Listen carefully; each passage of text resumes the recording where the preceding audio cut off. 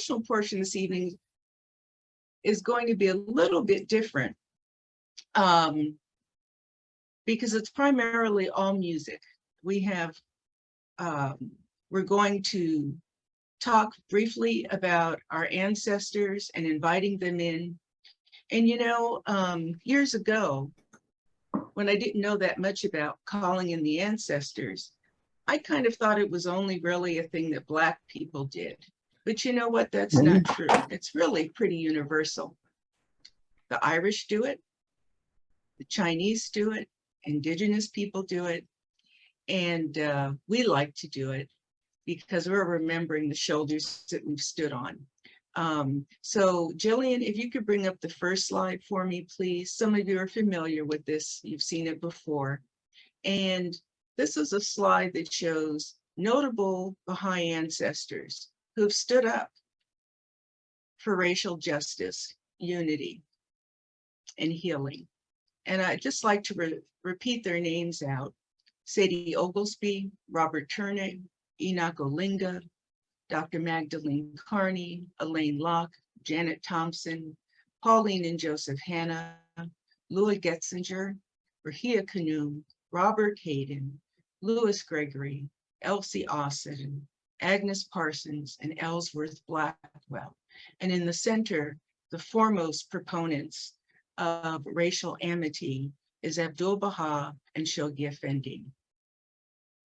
So the next slide that we're going to look at, and we can go to that one now, please, Jillian. I'm kind of combining things a little bit tonight. We always do things a little different. We appreciate your feedback. Let us know what you think. Is to talk about our Indigenous ancestors as well. Usually it's referred to as a land acknowledgement.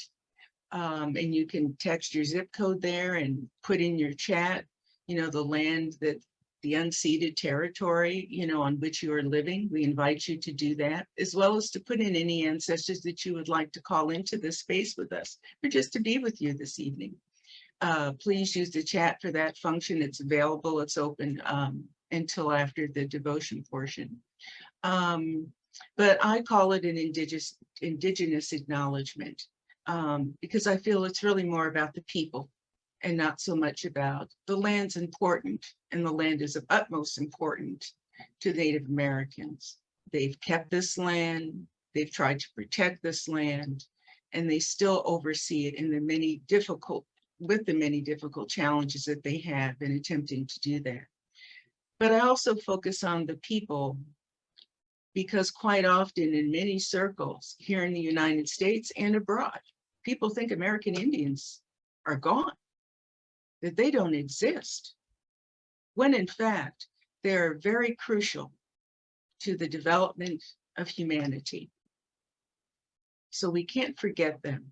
And if you don't know, the woman who's looking up and has a red hand over her face, that red hand is a symbol for all of the missing Indigenous women who have never been found. It's a real crisis in Indian country. So our next slide is going to be a quotation that Fred is going to read. Thank you so much, Fred.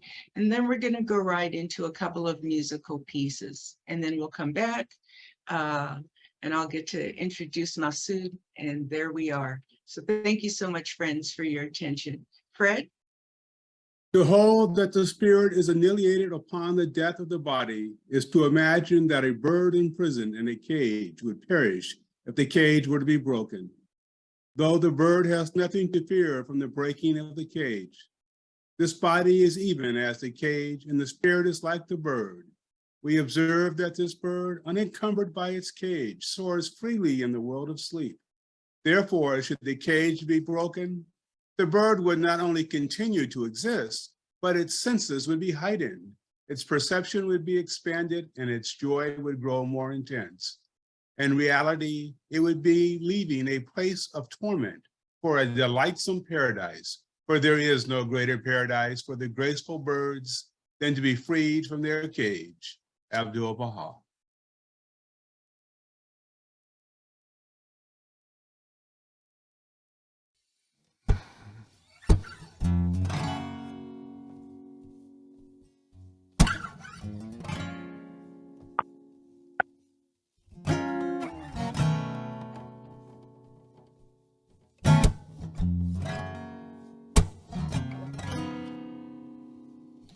I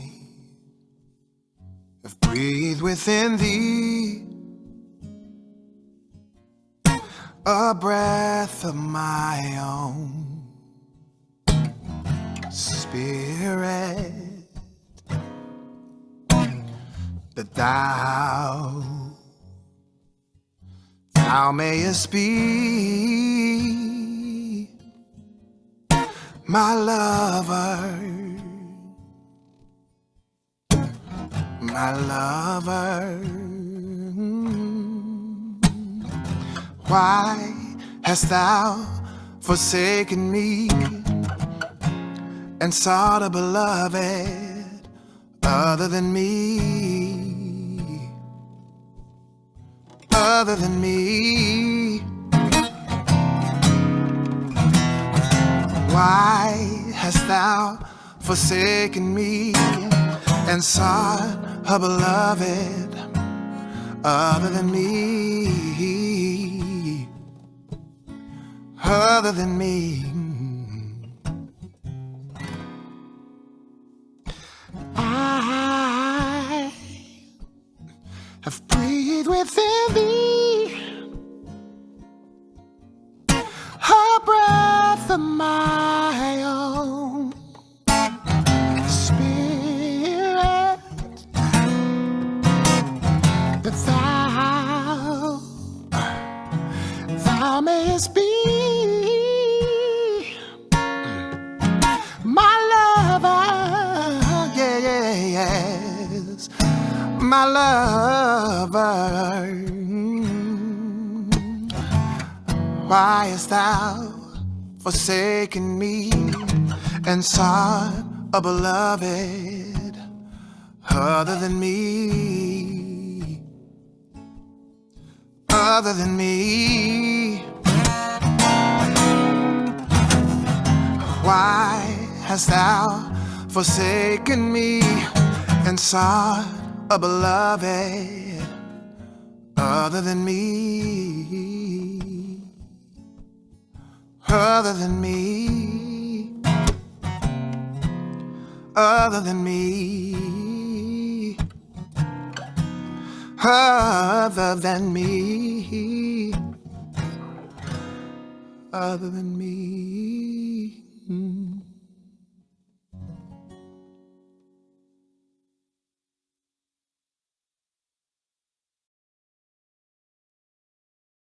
For each child that's born, a morning star rises and sings to the universe who we are.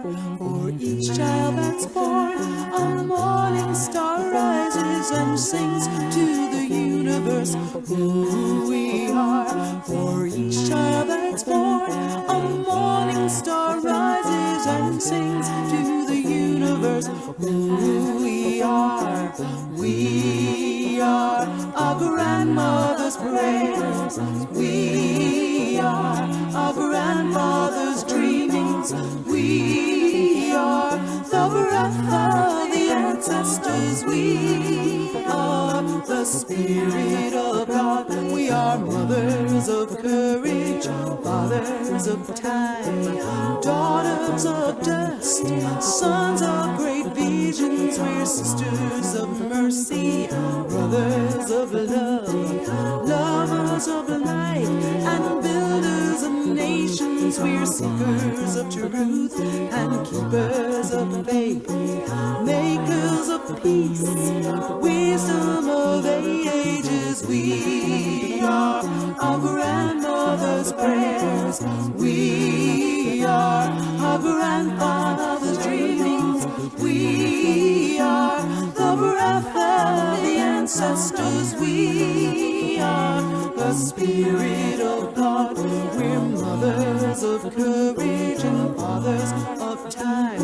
We're daughters of dust and sons of great visions. We're sisters of mercy and brothers of love. We're lovers of light and builders of nations. We're seekers of truth and keepers of faith. We're makers of peace and wisdom of ages. We are our grandmother.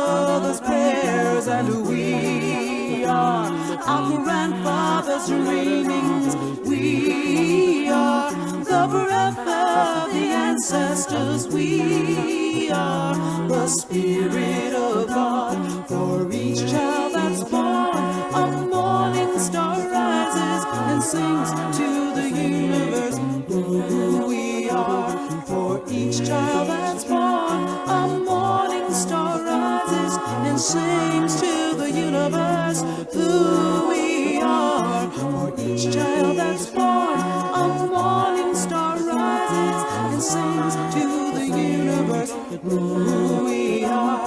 For each child that's born, a morning star rises and sings to the universe who we are. We are one.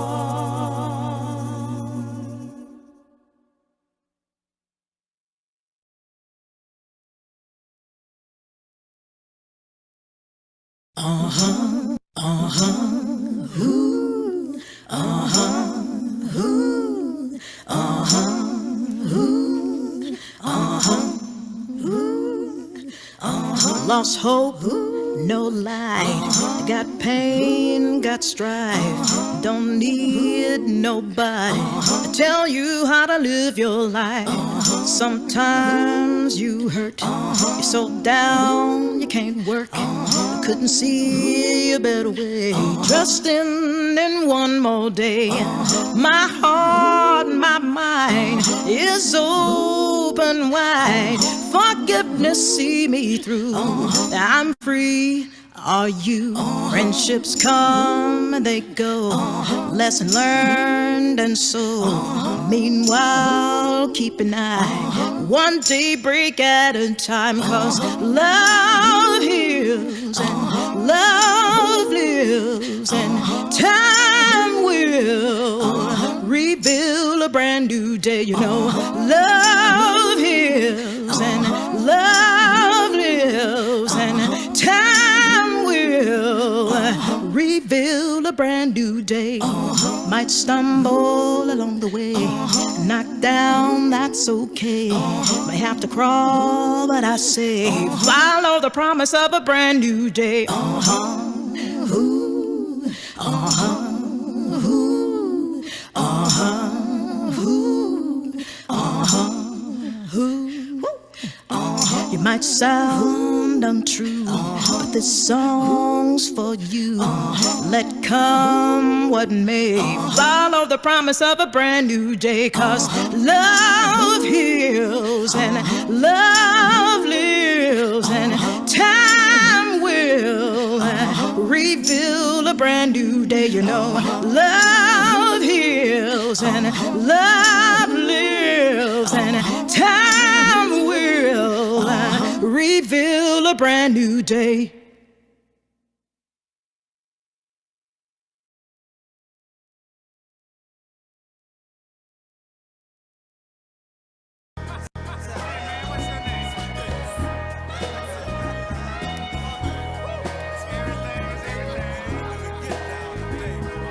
Mother, mother, there's too many of you crying. Brother, brother, brother, there's far too many of you dying. You know we've got to find a way to bring some loving here today. Yeah. Father, Father, we don't need to escalate. You see, war is not the answer, for only love can conquer hate. You know we've got to find a way to bring some loving here today. Oh, picket lines and picket signs. Don't punish me with brutality. Talk to me so you can see what's going on. What's going on? Yeah, what's going on? Oh, what's going on? Right on.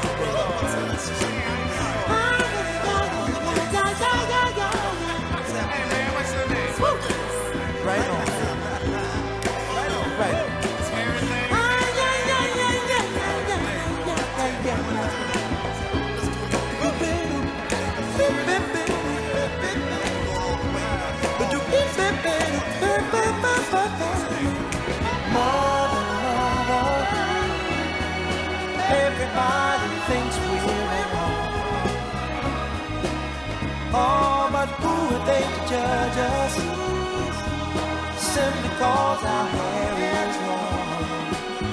Oh, you know we've got to find a way. Bring some understanding here today. Oh, oh, oh. Pick it loud and pick it sound. Don't punish me with brutality. Come on, talk to me so you can see what's going on. Yeah, what's going on? Tell me what's going on. I'll tell you what's going on. Ooh. Right on, right on.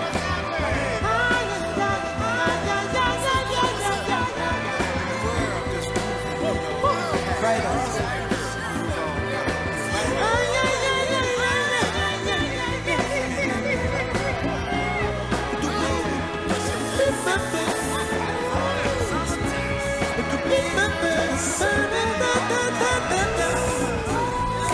Right on.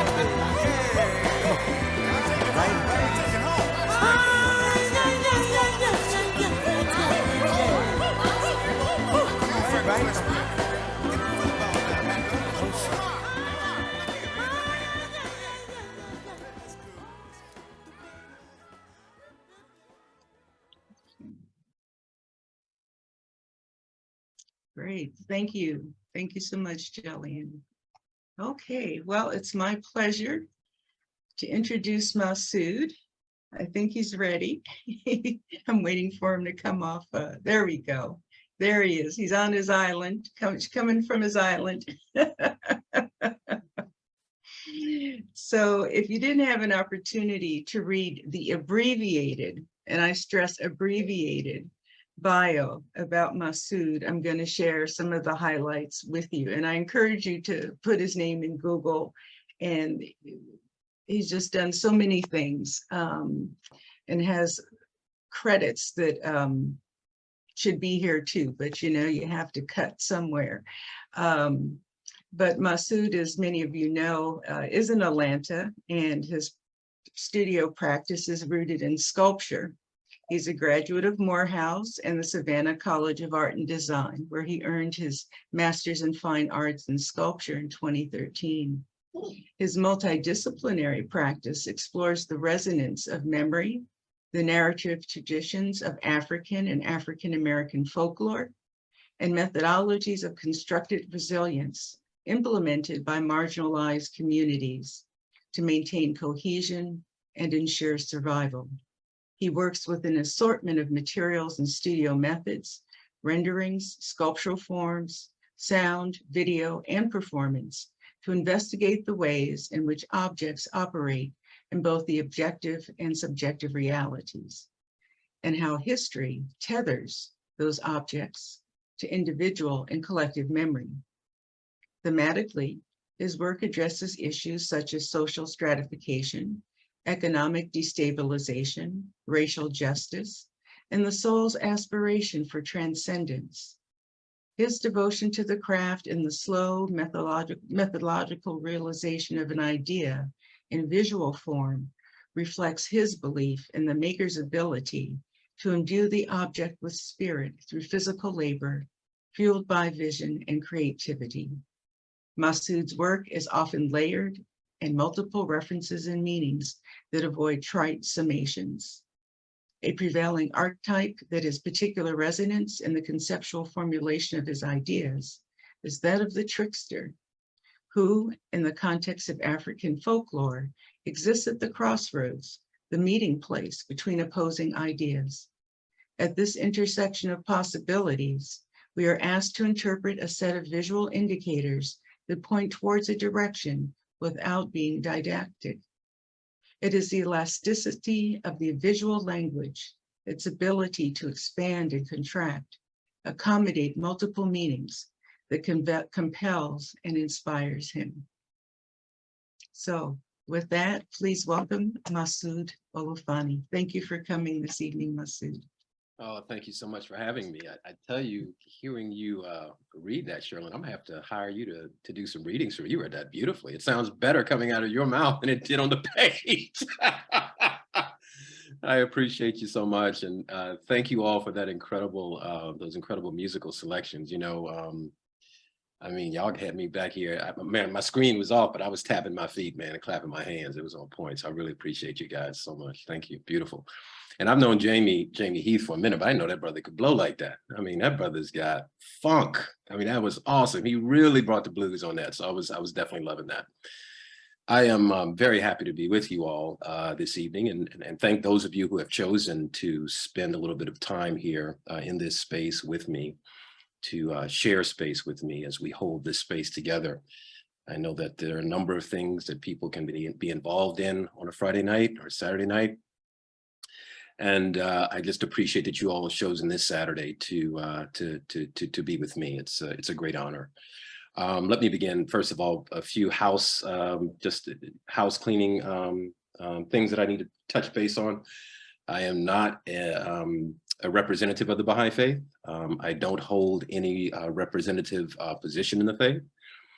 In the Baha'i community, each person is entitled to their reflections, their understanding of the writings and the teachings of Baha'u'llah, the prophet founder of the faith, but it is not official. So I don't claim to have any definitive interpretation. I only have made some assessments based on my own investigation of different aspects of the faith and come to some conclusions for myself. But of course, those are not definitive. So I just want to be clear about that.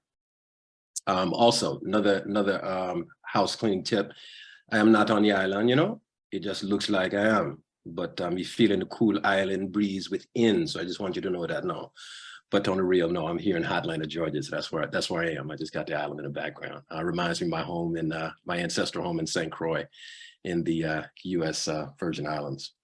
But anyway, so those are just a couple of things. The last point I'll make is I am actually going to share some images tonight, which I don't always do, but I recently was able to participate in a youth gathering. I did it remotely at Greenacre for an incredible week of talks and just reflection and service devoted to Blackness, and as seen through the prism of the Baha'i Faith. This week-long endeavor called Recontextualizing Blackness. So I was able to be a part of that, and I did a slide presentation for that. And there are some aspects of that slide presentation that I thought related to the topic tonight. So I'll share some aspects of that. This will be a kind of a multidisciplinary presentation that has aspects of Black creative expression, which of course at its core is human expression through the prism of Blackness. So it belongs not just to Black people, it belongs to all of us.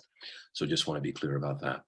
And one of the things I'm going to share this evening, there are 2 curse words, but I have those marked on my, the second mark where those come in, and I will do my best to skip over those. But if I slip, just say a prayer for a brother and we'll keep it moving forward, okay? But I will do my best to make sure that I do that. So let me share my screen. Let's just go into this, and then we can have some, hopefully have some dialogue about this. Oh, I'm sorry, one thing, let me just check one other thing. I want to make sure I'm sharing my volume, my sound as well, which I am now. Good, awesome, wonderful. Okay, can everybody see this? Good. Okay, so it was beautiful how we set our intention by calling in the ancestors earlier. I also do that in my conversations as well. And I wanted, since I'm kind of, the framing of this, this conversation is really around the concept of the blues. It's material iteration, but also it's spiritual, metaphorical iteration as well, as representative through music, through art, through poetry of the Black experience, and what that can teach us as a human family about the redemptive qualities of, the redemptive capacity of the blues. And also beyond that, how Abdu'l-Bahá, the master, the center of the covenant, the perfect example of the Baha'i teachings, in his behavior and his conduct and his character, really reflected in many ways, in perfect synergy actually, the kind of African American understanding of what blue means in a metaphorical sense, in terms of character, in terms of one's being in space and in time. So let me start with this because this is going to be an African libation recitation, and I think it's appropriate given the nature of the conversation tonight. So here we go.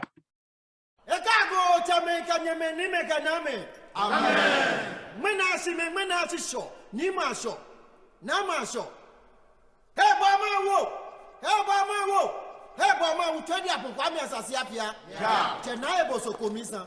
Yeah. Nayo. Yeah. Nayo. Yeah. Hera. Yeah. Shite. Yeah. Kibiki. Yeah. I'm not a black yellow. Yeah. Ah, Keklo. Yeah. Odom. Yeah. Okiamugio. Yeah. Obetotro. Yeah. I'm for. Yeah. I'm now. Yeah. Hey, to second metu alim refresh. Yeah. Agba yenio. Yeah. Osachoko sanyanya. Yeah. Obo kiasio. Yeah. Akledo. Yeah. The do later. Yeah. Tete kripo. Yeah. Lawete mamna to mamna afio kropo. Yeah. Obi akasie. Yeah. Nya ojo ni si ajo ni mle akohe. Yeah. Ni wo yi abafunde ba ni na wogbo. Yeah. Jata cho bi ara. Yeah. Ito hara. Yeah. Itako dro apagbe yin. Yeah. Yeah.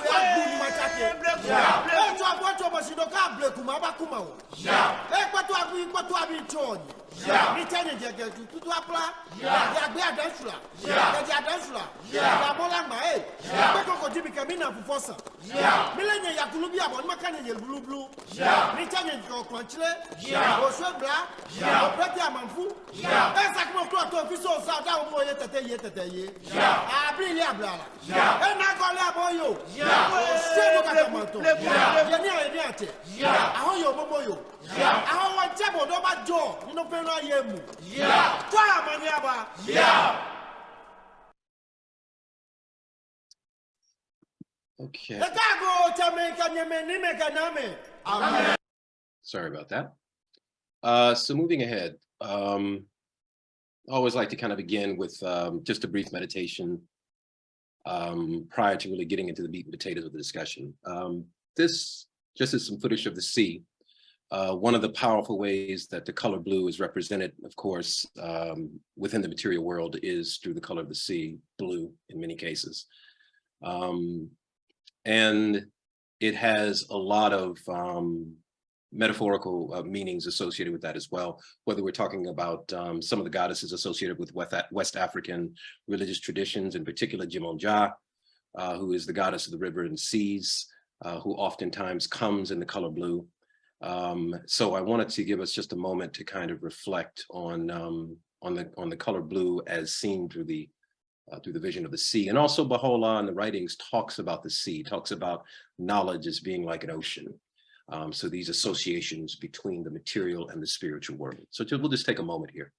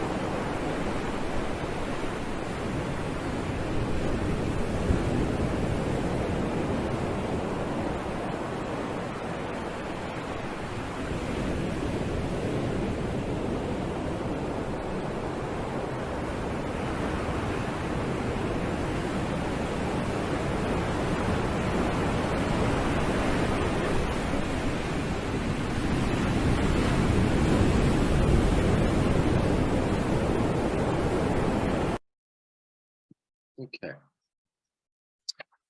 Now, so the blues idiom of Abdu'l-Bahá.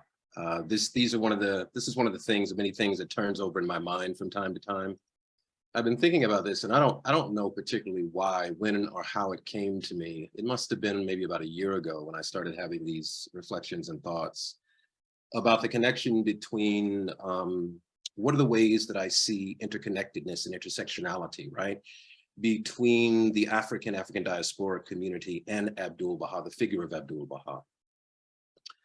And there are so many ways, and we'll explore some of those this evening. But the blues came to me, and there was something in the quality of the blues itself as a musical art form that reminded me of the personage of Abdu'l-Bahá, the interconnectedness. Although we know that Abdu'l-Bahá lived in a very different framework in terms of living in the Middle East and the predominant African-American community, which came over on the west coast of Africa. But nevertheless, there was this intersectionality and interconnectedness that seemed to cross seas, that seemed to cross land masses, and bind the African-American and the African diaspora community to the personage of Abdu'l-Bahá. And there was something in the character of the man, right? This perfect exemplar of the Baha'i teachings, this person who always seemed to be able to assess the right moral action in response to a situation, no matter how difficult, no matter how complex. There was always this ability, this deep well of spiritual wisdom and knowledge, and an indomitable will that seemed to be synergized beautifully to be able to respond to whatever the circumstances demanded. So, and I thought that we could begin to look at a little bit of Abdu'l-Bahā's writings and then do some reflection. And perhaps, you'll agree with me that there's some synergy there, or you'll disagree. Either way, it's fine, but we can have some consultation on that a little bit later. This is a quote from Abdu'l-Bahá, and it says, "Does the soul progress more through sorrow or through joy in this world? The mind and the spirit of man advance when he is tried by suffering. The more the ground is plowed, the better the seed will grow, the better the harvest will be, just as the plow furrows the earth deeply, purifying it of weeds and thistles. So suffering and tribulation free man from the petty affairs of this worldly life until he arrives at a state of complete detachment. His attitude in this world will be that of divine happiness. Man is, so to speak, unripe. The heat of the fire of suffering will mature him. Look back to the times past, and you will find that the greatest men have suffered most." Paris Talks. This passage really moves me in so many ways. It provides meaning and context, right, to life, the pains that we all go through in life, the disappointments, the challenges, the hurts, the enduring wounds, right? And that's locally, right? That's personally, whatever one's personal trials and tribulations are. And then there's more of a communal, right? Kind of identification with this writing in terms of the suffering of groups of people, be they indigenous, be they the African diaspora community. Of course, as a person of African descent, the community that I can speak most astutely about is the African-American community, because I have some personal understanding of that through my own experience and through my family's history and lineage. So that will be the framework through which I will speak this evening. And so reading this through that lens really provides a kind of transformative, redemptive, right, framework to understand the purpose of suffering in the world. And I would argue that it is this quality, right, this spiritual teaching that Abdu'l-Bahá is giving to humanity about the redemptive power of suffering that is at the heart of the blues in the African diasporic community.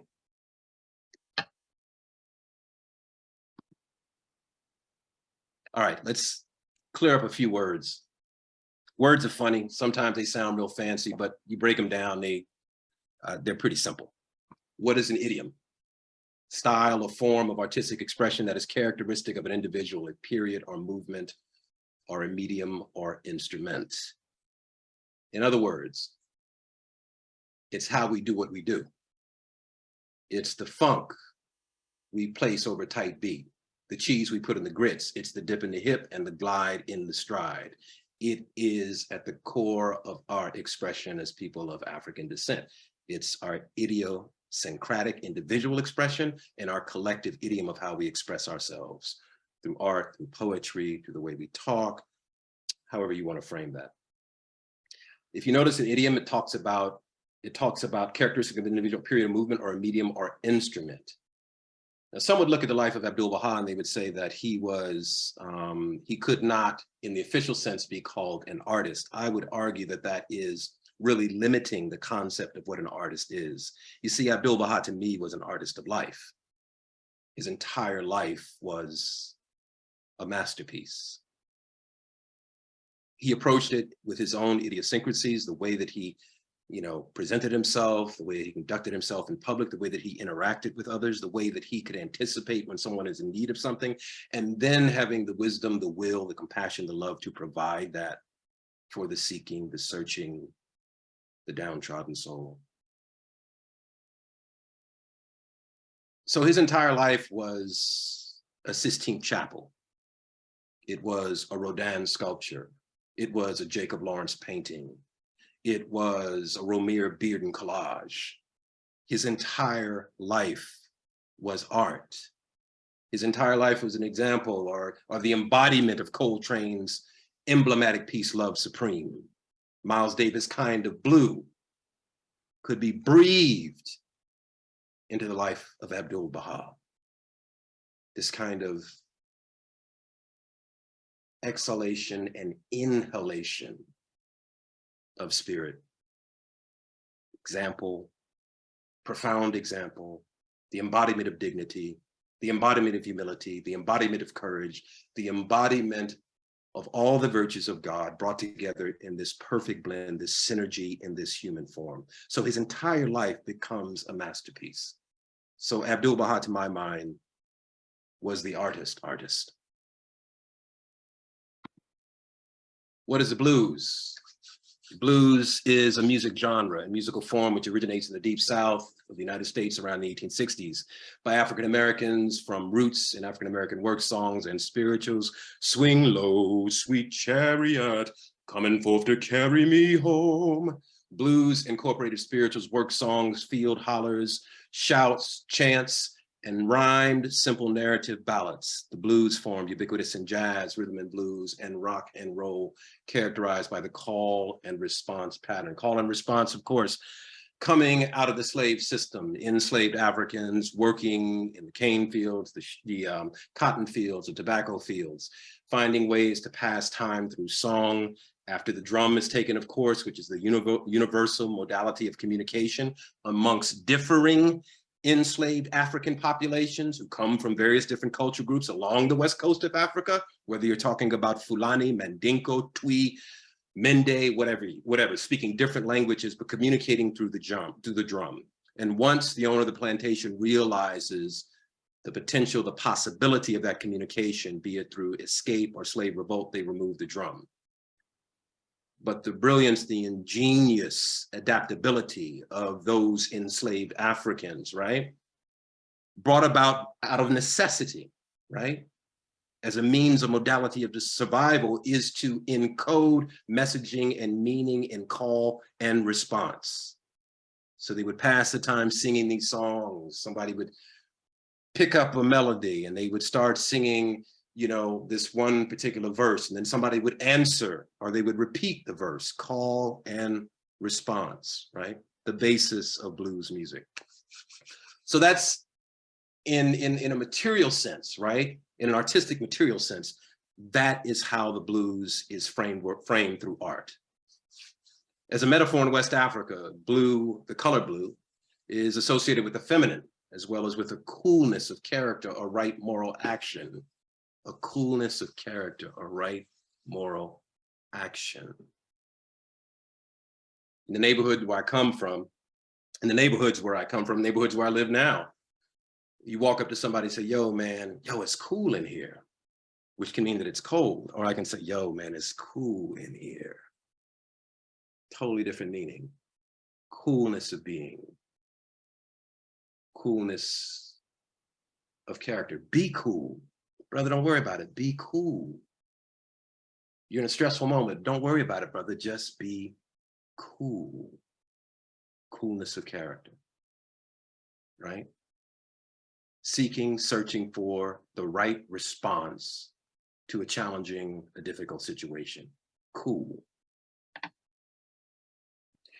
And as I said earlier, we know that in the feminine sense, if we're looking at the example of Yemanya again, who is the goddess of the rivers and seas, who has probably the largest festival for Yemanya takes place in Bahia, Brazil, every year, where officiants of the Yoruba religious tradition will dress in white and they'll carry their offerings into the sea. And the color blue is a profound kind of iconographic image used in that system. Example of the music. Let's give Bessie Smith a little hearing, a little listening to right now.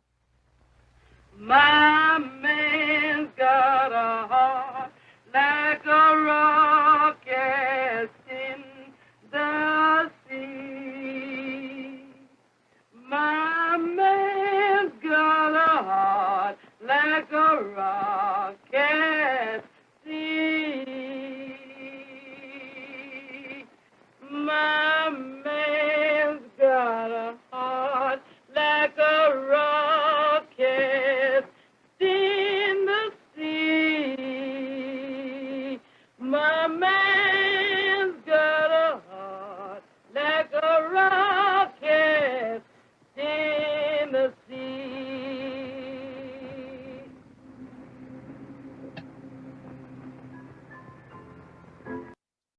Okay, Bessie Smith blues, singing St. Louis blues. Oftentimes when people listen to the blues, what they hear is somebody lamenting a difficult situation in their own lives. I would argue that something more profound is happening through this expressive art form. I would argue, in fact, that this expressive art form is a kind of constructive resilience, a modality for survival, a way to get from point A to point B, to live from moment to moment, from day to day, from year to year. A creative kind of response to challenging and difficult situations that transforms that suffering into something destructive to something constructive. And in that sense, it echoes what Abdu'l-Bahá is talking about when he talks about suffering, when he talks about the redemptive qualities of going through things that are difficult, how that can be a redemptive experience and not a destructive experience. So there's a kind of echo, a call and response happening between the Black community and between Abdu'l-Bahá when we reflect on and think about it that way. My man's got Indigo, of course, which is the color blue, is pulled from the Greek word indigo, which means from India. Of course, the indigo plant was cultivated in India. But of course, in the context of this discussion, that's not where I'm particularly interested in focusing on. Indigo is also cultivated by enslaved West Africans in the United States, the continental United States. Perhaps most importantly, or the highest concentration of that is along the coast of the Georgia Sea Islands and also the South Carolina Sea Islands, where you have the Gullah Geechee people. If you look here on this map, this really describes the trade routes of the transatlantic slave trade. If you notice this large line here, which is down here around central West Africa, a little bit in the south, that's where it seems to be the largest population of Africans are coming from. And some of them wind up along the South Carolina Sea Islands and also on the Georgia Sea Islands, where they form a community called the Gullah Geechee people. Gullah Geechee, of course, are a really interesting group of people who existed and still exist on the Georgia Sea Islands and the South Carolina Sea Islands, and who are known to have a really profound African cultural expression they were able to maintain primarily because of the luck of the draw.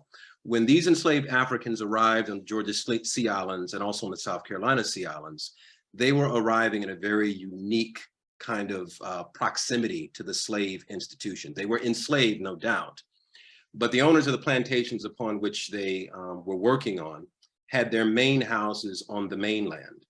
And during the harvest season, they would live on the islands with the enslaved, and they would oversee the slave population.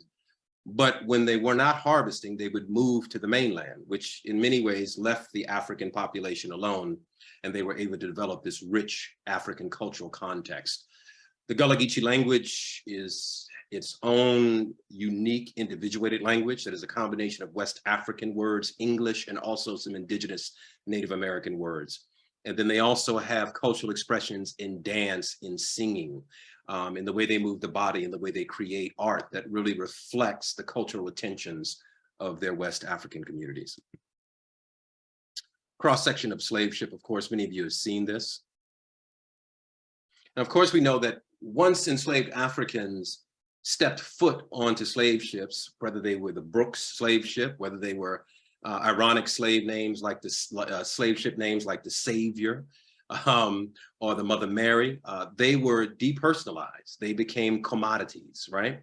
So the only value they had is how much money they could put in the pocket of the owner, the person that was going to purchase them, how much that money could change hands and go to the ship captains, which in turn would change hands to those who work in the ship and so forth and so on. So completely depersonalized, you know, just really only their value coming from their labor, their bodies, that's it.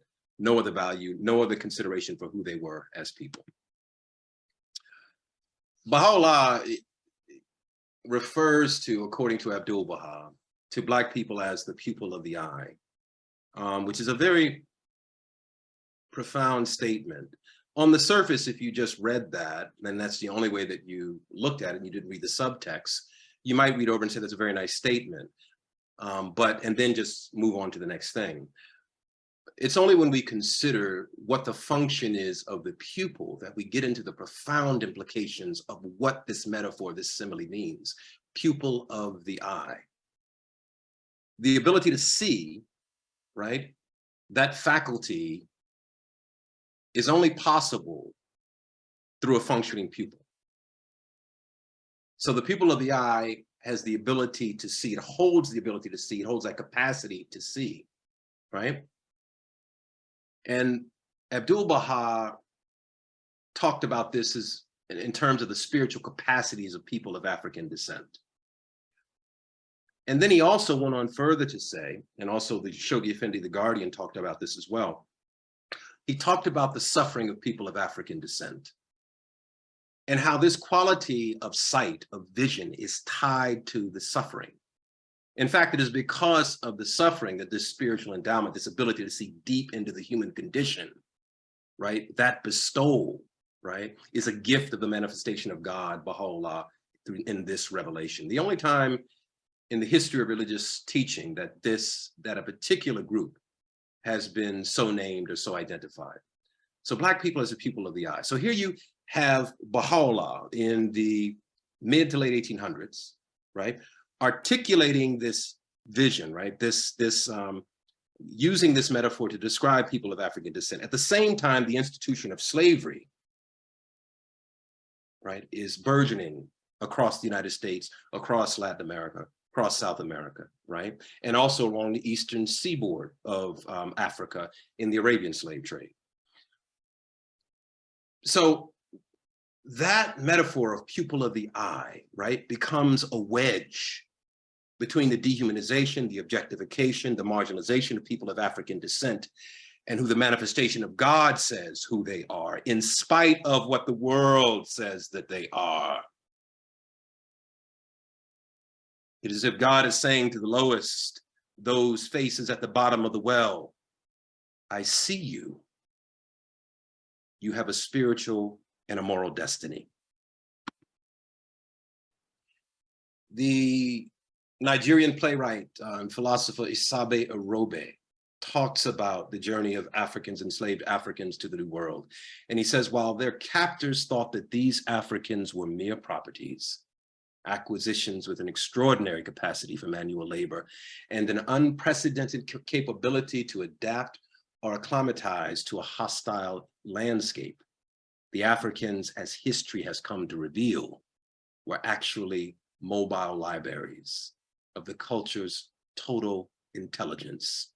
And then Baha'u'llah goes on to say, dost thou reckon thyself only a puny form when within thee the universe is folded? Now that can be applied to any of us, yes? And that's the beauty about the teachings of the manifestation of God, therefore the entire human family. But if we look at it within the framework and the context of the slave system, the dehumanization of Black people in the history of America and in the West, that is a powerful and redemptive statement for those who were being told at every step of the way that they were less than.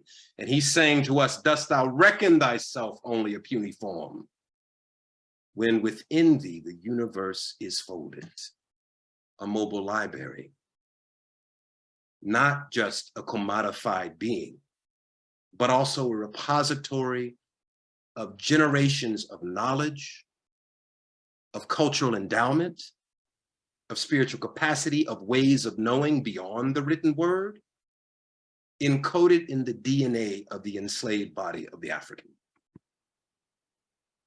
Mobile libraries.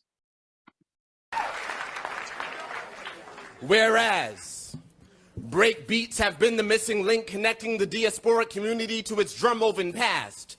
Whereas the quantized drum has allowed the whirling mathematicians to calculate the ever-changing distance between rock and stardom, we do hereby declare reality unkept by the changing standards of dialogue. Statements such as, keep it real, especially when punctuating or anticipating modes of ultra-violence inflicted psychologically or physically, will henceforth be seen as retroactive and not representative. Now is the time to self-actualize. Studies show that when a given norm is changed in the face of the unchanging, the remaining contradictions will parallel the truth. Equate rhyme with reason, sun with season. Reject mediocrity. Your current frequencies of understanding outweigh that which has been given for you to understand. The current standard is the equivalent of an adolescent restricted to the diet of an infant. The rapidly changing body would acquire dysfunction and formative symptoms that could not properly mature on a diet of applesauce and crushed pears. Light years are interchangeable with years of living in darkness. The role of darkness is not to be seen as or equated with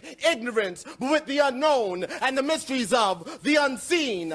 Thus, in the name of Robeson, Godson, Hurston, Akhenaten, Hatshepsut, Blackfoot, Helen, Linen, Kahlo, Kali, the three Marias, Tara, Lilith, Lord, Whitman, Baldwin, Ginsburg, Kaufman, Lumumba, Gandhi, Gibran, Shabazz, Siddhartha, Medusa, Guevara, Gurdjieff, Rand, Wright, Banneker, Tubman, Hamer, Holiday, Davis, Coltrane, Morrison, Joplin, Du Bois, Clark, Shakespeare, Rachmaninoff, Ellington, Carter, Gay, Hathaway, Hendricks, Cootie, Dickerson, Ripperton, Mary, Isis, Teresa, Hansberry, Tesla, Plath, Rumi, Fellini, Michaud, Nostradamus, Nefertiti, Larak, Shiva, Ganesha, Yemaya, Oshun, Obatala, Ogun, Kennedy, King, Four Little Girls, Hiroshima, Nagasaki, Keller, Biko, Perón, Marley, Magdalene, Cosby, Shakur, those who burn, those still aflame, and the countless unnamed. We claim the present as the present, as the hereafter. We are unraveling our navels so that we may ingest the sun. We are not afraid of the darkness. We trust that the moon shall guide us. We are determining the future at this very moment. We know that the heart is the philosopher's stone. Our music is our alchemy. We stand as the manifested equivalent of 3 buckets of water and a handful of minerals, thus realizing that those very buckets turned upside down supply the percussive factor of forever. Let your children name themselves and claim themselves as the new day, for today we are determined to be the channelers of these changing frequencies into songs, paintings, writings, dance, drama, photography, carpentry, crafts, love, and love. We enlist every instrument, acoustic, electronic, every so-called gender, race, sexual preference, every person as beings of sound to acknowledge their responsibility to uplift the content we just claimed will be maimed, 2 rappers slain. Okay, so thinking about again, and that's Saul Williams, a Morehouse brother of mine I went to school with back in the day, but an incredible poet, an incredible artist. And again, in his artistic expression, reflecting the qualities of the blues, using his poetry, his artistry, talking about the challenges and the difficulties of our present circumstance, using that art form to elevate, to rejuvenate, to restore, to be a restorative modality of survival, and to inspire and encourage the community, himself, us collectively as a people to move forward. Another aspect that I think is really interesting to reflect on is the intersectionality of symbols and symbiology as related between the Baha'i faith and also Western cosmology. On the left, you see the Congo cosmogram, which is a core kind of symbol of the Bantu Congo religious system. And it is this intersection of the upper world and the lower world, of the material and spiritual universe, moving around the 4 points of the sun, counterclockwise motion. And when I first saw this, and I've been a Baha'i since 1992, and I first saw this, I started reflecting on the interconnectedness between this symbol and also the Baha'i faith, right? And as I was thinking about the blues idiom of Abdu'l-Bahá, I also saw some intersectionality between this symbol and also the Baha'i symbol. It also made me think that Abdu'l-Bahá was clearly aware of the wisdom, the cosmologies, the spiritual resonance of people of African descent, and indeed of all people, indigenous people, all those who have been marginalized. He was aware of it, he knew about it, and he was unlocking the doors for us to access that wisdom. So if we look at this symbol, the intersectionality of the material and the spiritual world, then we look at the Baha'i symbol. Most of us knows what this means. 3 lines, parallel lines, the top line symbolizing that of God. The middle line, of course, being the manifestations of God, or the intermediaries between God and the human plane, or the plane of existence, which is the lower line. And then the line that bisects those 3 lines is the divine will. The intersectionality of the material world, the spiritual world, the intermediary between God and also humans. So these two, there's a dialogue, a conversation, it seems to me, that's going on between these traditions. And Abdu'l-Bahá, of course, the one on the left, the Bantu Congo, a very old religion, the new revelation of God coming from Baha'u'llah to renew and rejuvenate the old religions that have gone before, but also reaffirming the wisdom, all of that wisdom, those spiritual teachings, which are universal, right? And are transmitted from generation to generation. The social teachings, of course, change because our social conditions change.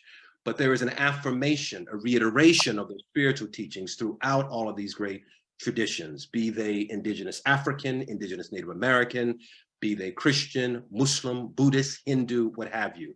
This kind of cross-pollination, this call and response from revelation, from generation to generation, the new echoing the old and bringing something new that gets grafted on and supplants the old. So this intersectionality, which I think is quite beautiful. And then again, we see in the Gullah Geechee, which I just recently talked about, okay, another modality of survival, how this community is responding to trial and difficulty, how they're using the impulse of the blues aesthetic, that ability to take what is difficult and transcend, to transmute, to use it as a kind of alchemy, to transform what is profoundly dehumanizing into something that is affirming. You got a right to the tree of life. Right, you got a right. You got a right to the tree of life. You got a right. You got a right. You got a right to the tree of life. You got a right. You got a right. You got a right to the tree of life. Ups and down, but you got a right. You got a right to the tree of life. Sure and all gone, but you got a right. You got a right to the tree of life. You got a right. You got a right. You got a right to the tree of life. Parents all gone, but you got a right.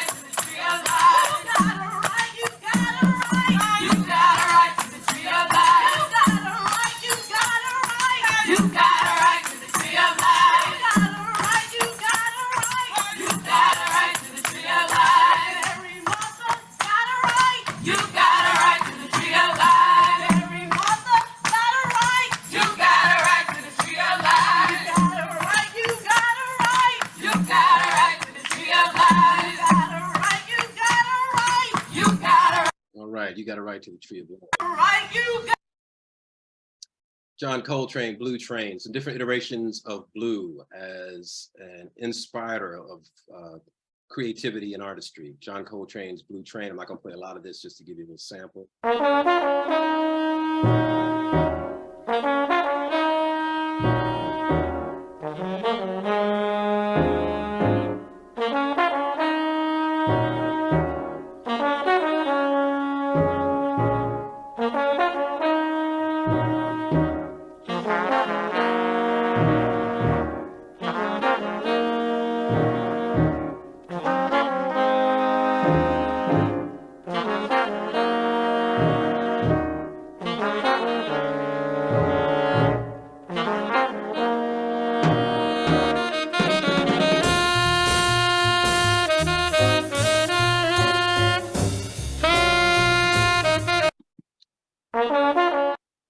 Miles Davis, Kind of Blue, Blue and Green, 1959.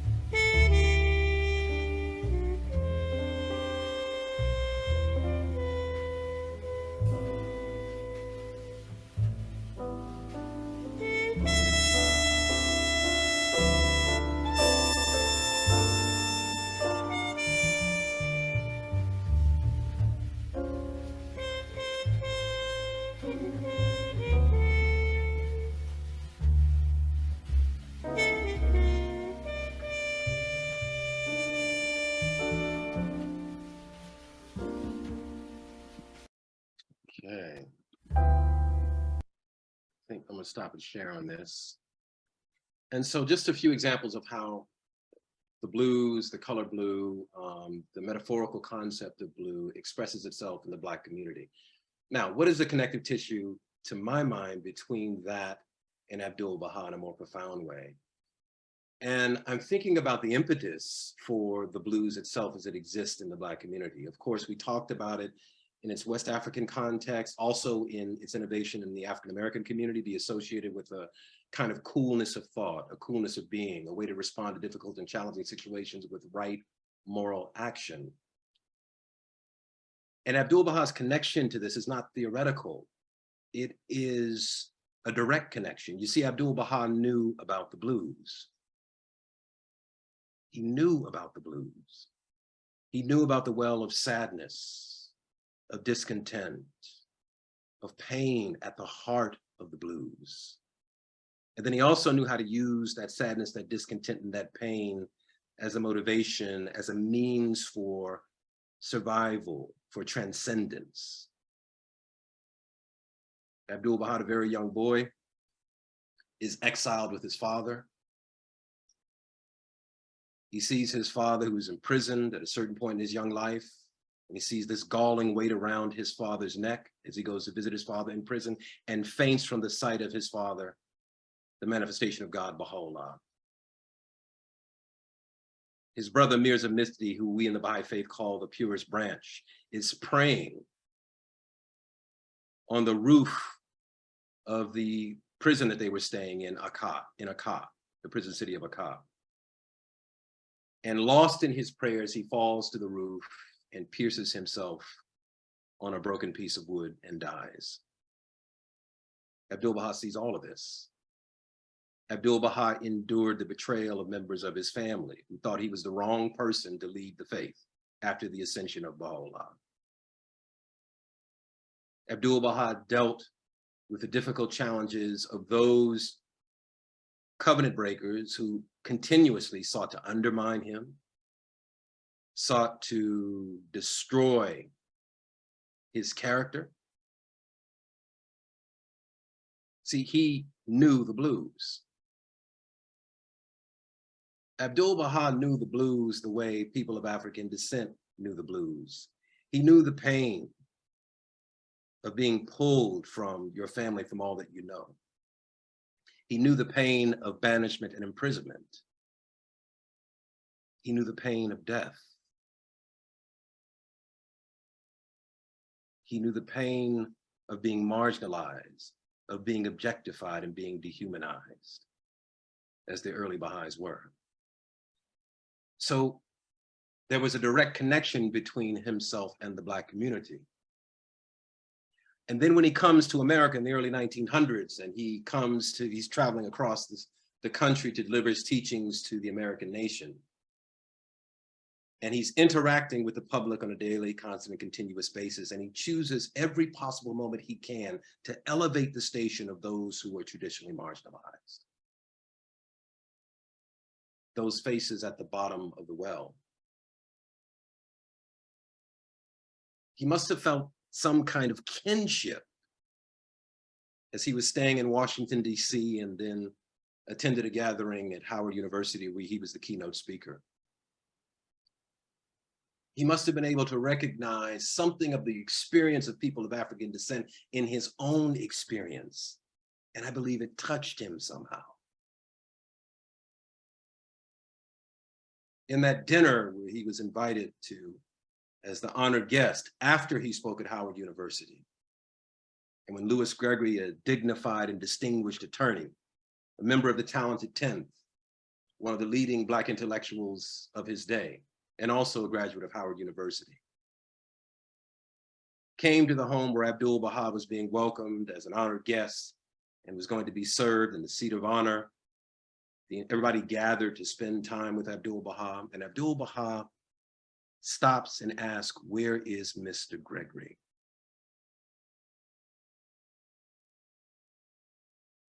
And those present said, "Well, he's in the other room," of course, obeying the racial customs of the day. Abdu'l-Bahá, not paying any attention to the racial customs, right, that imposed segregation,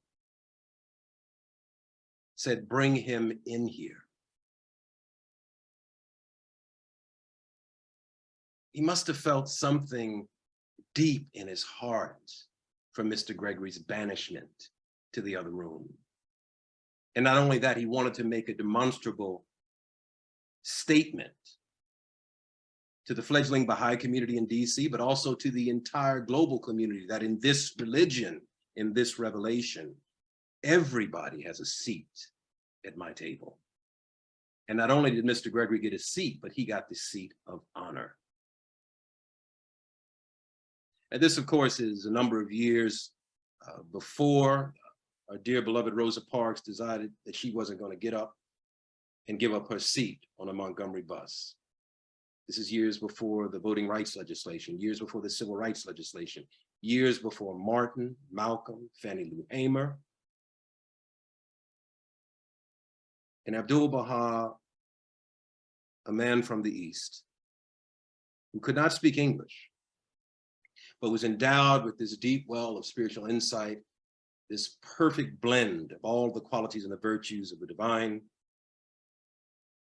is taking a stand for racial justice and is saying, in this revelation, everyone gets a seat at my table.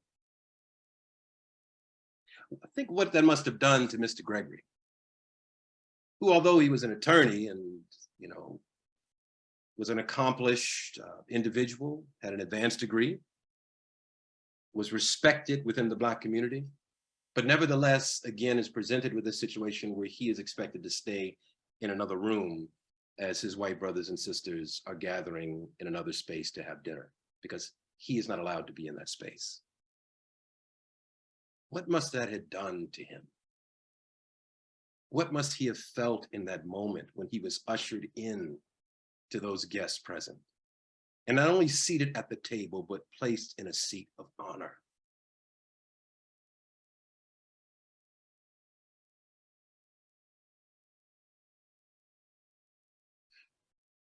I can only think about whenever in my own life, when I've had experience where I have felt left out, where I have felt that maybe I wasn't welcomed in a particular place or situation. And it doesn't always happen, but there have been a few instances where someone has noticed that I was perhaps on the margins and has walked up to me and said in no uncertain terms, "Come, I want you here, because here you have a seat at this table." There is something deeply affirming about that, something profoundly regenerative about that, something that is making a kind of clarion call to the entire world, a trumpet blast to the world, that is saying not only that these faces at the bottom of the well are important, they have a spiritual distinction in this revelation, they're considered to be the pupil of the eye. We need them for sight and for vision. That is their spiritual distinction. And I don't care what the world says about you. This is what this revelation says about you.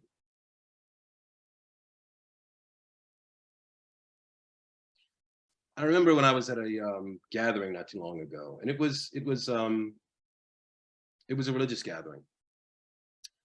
And there was a woman, an older woman, who was off by herself. And I don't know what it was. We were breaking for food. And everybody was off and they were having a great time catching up with old friends and seeing people and laughing and hugging and everything. And I don't know what it was about her that caught my attention. But there was something, and I don't know why I am this way. I did this when I was a kid. My father, I think he used to get on my dad's nerves. But whenever I would see somebody eating alone, I always felt a kind of touch of sadness in my heart. Now, they could have been eating alone for any number of reasons. Maybe they just wanted to be alone. Maybe they didn't feel like being bothered. Maybe everybody else was out of town. I don't know. But even as a little kid, I always felt that. I don't know why. And I saw this woman by herself, and there was a pull in my heart to want to go up and speak with her. And so I did. And it was such a beautiful moment. Such a beautiful opportunity for inclusion and pulling someone in, right? And it doesn't say nothing unique and special about Masud. Of course, that's something that we all probably have done at different points in our lives. And it's something that we all should be doing. It should not be an exception. It actually should be an operational rule. That's what we should do. I remember another time when I was in the company of an indigenous sister, and we were having a discussion about the indigenous community in the city where she was living. And she was clearly deeply hurt by the way the government had treated her community. And she was saying the government doesn't even know what to call us. They don't even know how to refer to us in the proper sense. And again, I don't know why this came over me, but I said, I know what to call you. And she said, what? And I said, beautiful. Because that's what you are, is beautiful. And so I think Abdu'l-Bahá calling someone in, like Lewis Gregory, calling, someone in like Robert Turner, who's the first African-American Baha'i to declare his faith in Baha'u'llah.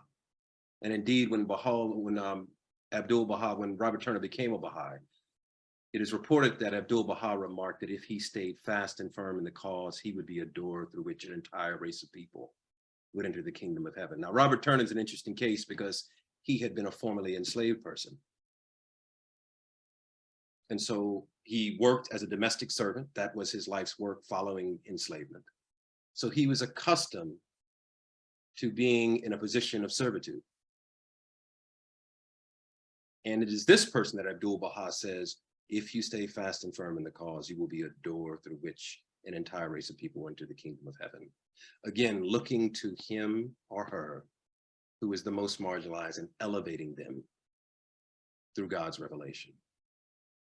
And I think that is because Abdu'l-Bahá embodied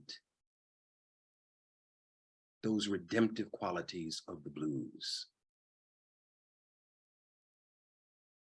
He released that kind of blues spirit into the universe the ability to take that which is difficult and transform it into something which is productive and positive. The ability to see deeply into the human condition, to resurrect the downtrodden with a word or a gesture. And in turn, at the same time, to educate the world about the oneness of the human family, not in theory, not in theoretical supposition, but as a living, breathing reality.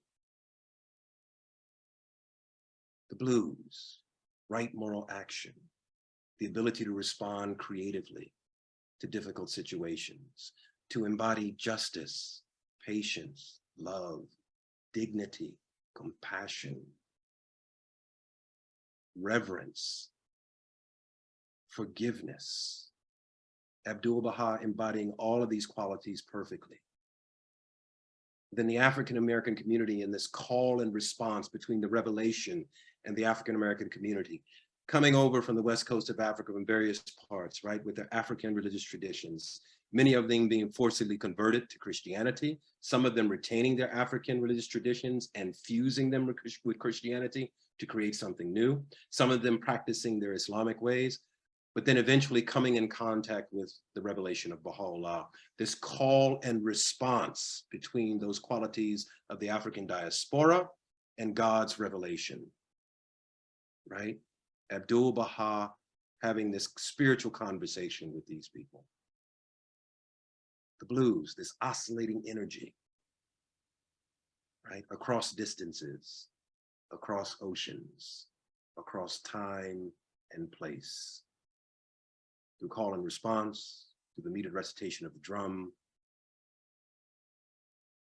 through revelation, through the example of the master. And that, as I see it, is the blues idiom of Abdu'l-Bahá. And that's all I got. Thank you so much, Masud.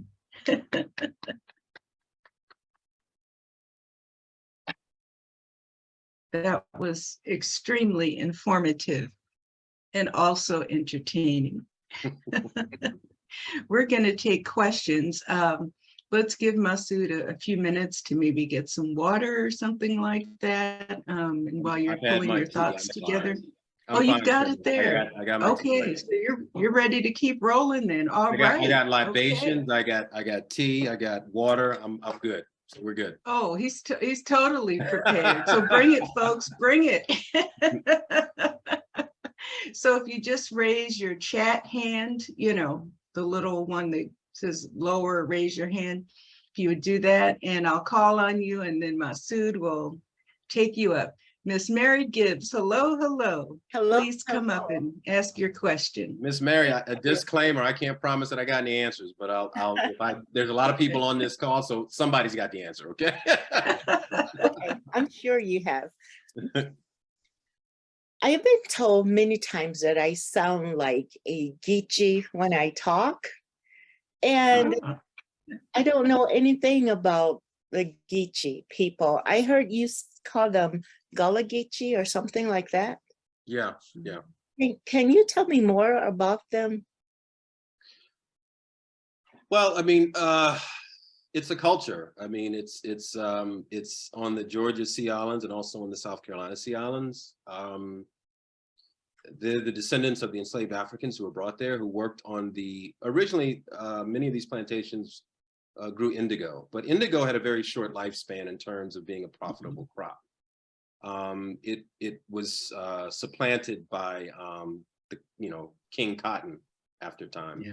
And then of course, other more profitable crops that enslaved populations were forced to cultivate. But anyway, so there's a wonderful film that I always recommend called Daughters of the Dust. If you haven't seen it, it's a masterpiece. It's by the filmmaker Julie Dash, who teaches at Spelman College now. But it's all about the Gullah Geechee people, and it takes place in the early 1900s. And it is about, if I can remember, the Van Zandt family. And the context is that it's on the eve of the younger generation of the family wanting to leave and go to the mainland for greater opportunity. And then the older generation trying to imbue them or trying to make sure that they hold on to the traditions and the ways of the Gullah community so they don't lose that when they go to the mainland. So there's this tension between the older generation and the younger generation. So if you're interested in learning more about the Gullah community, I would recommend that. But it's an extraordinary community. I've been fortunate. I've been to Sapelo Island, which is a Gullah community, Gullah Geechee community. I've also been to Asaba Island a few times, which used to be a Gullah Geechee community. However,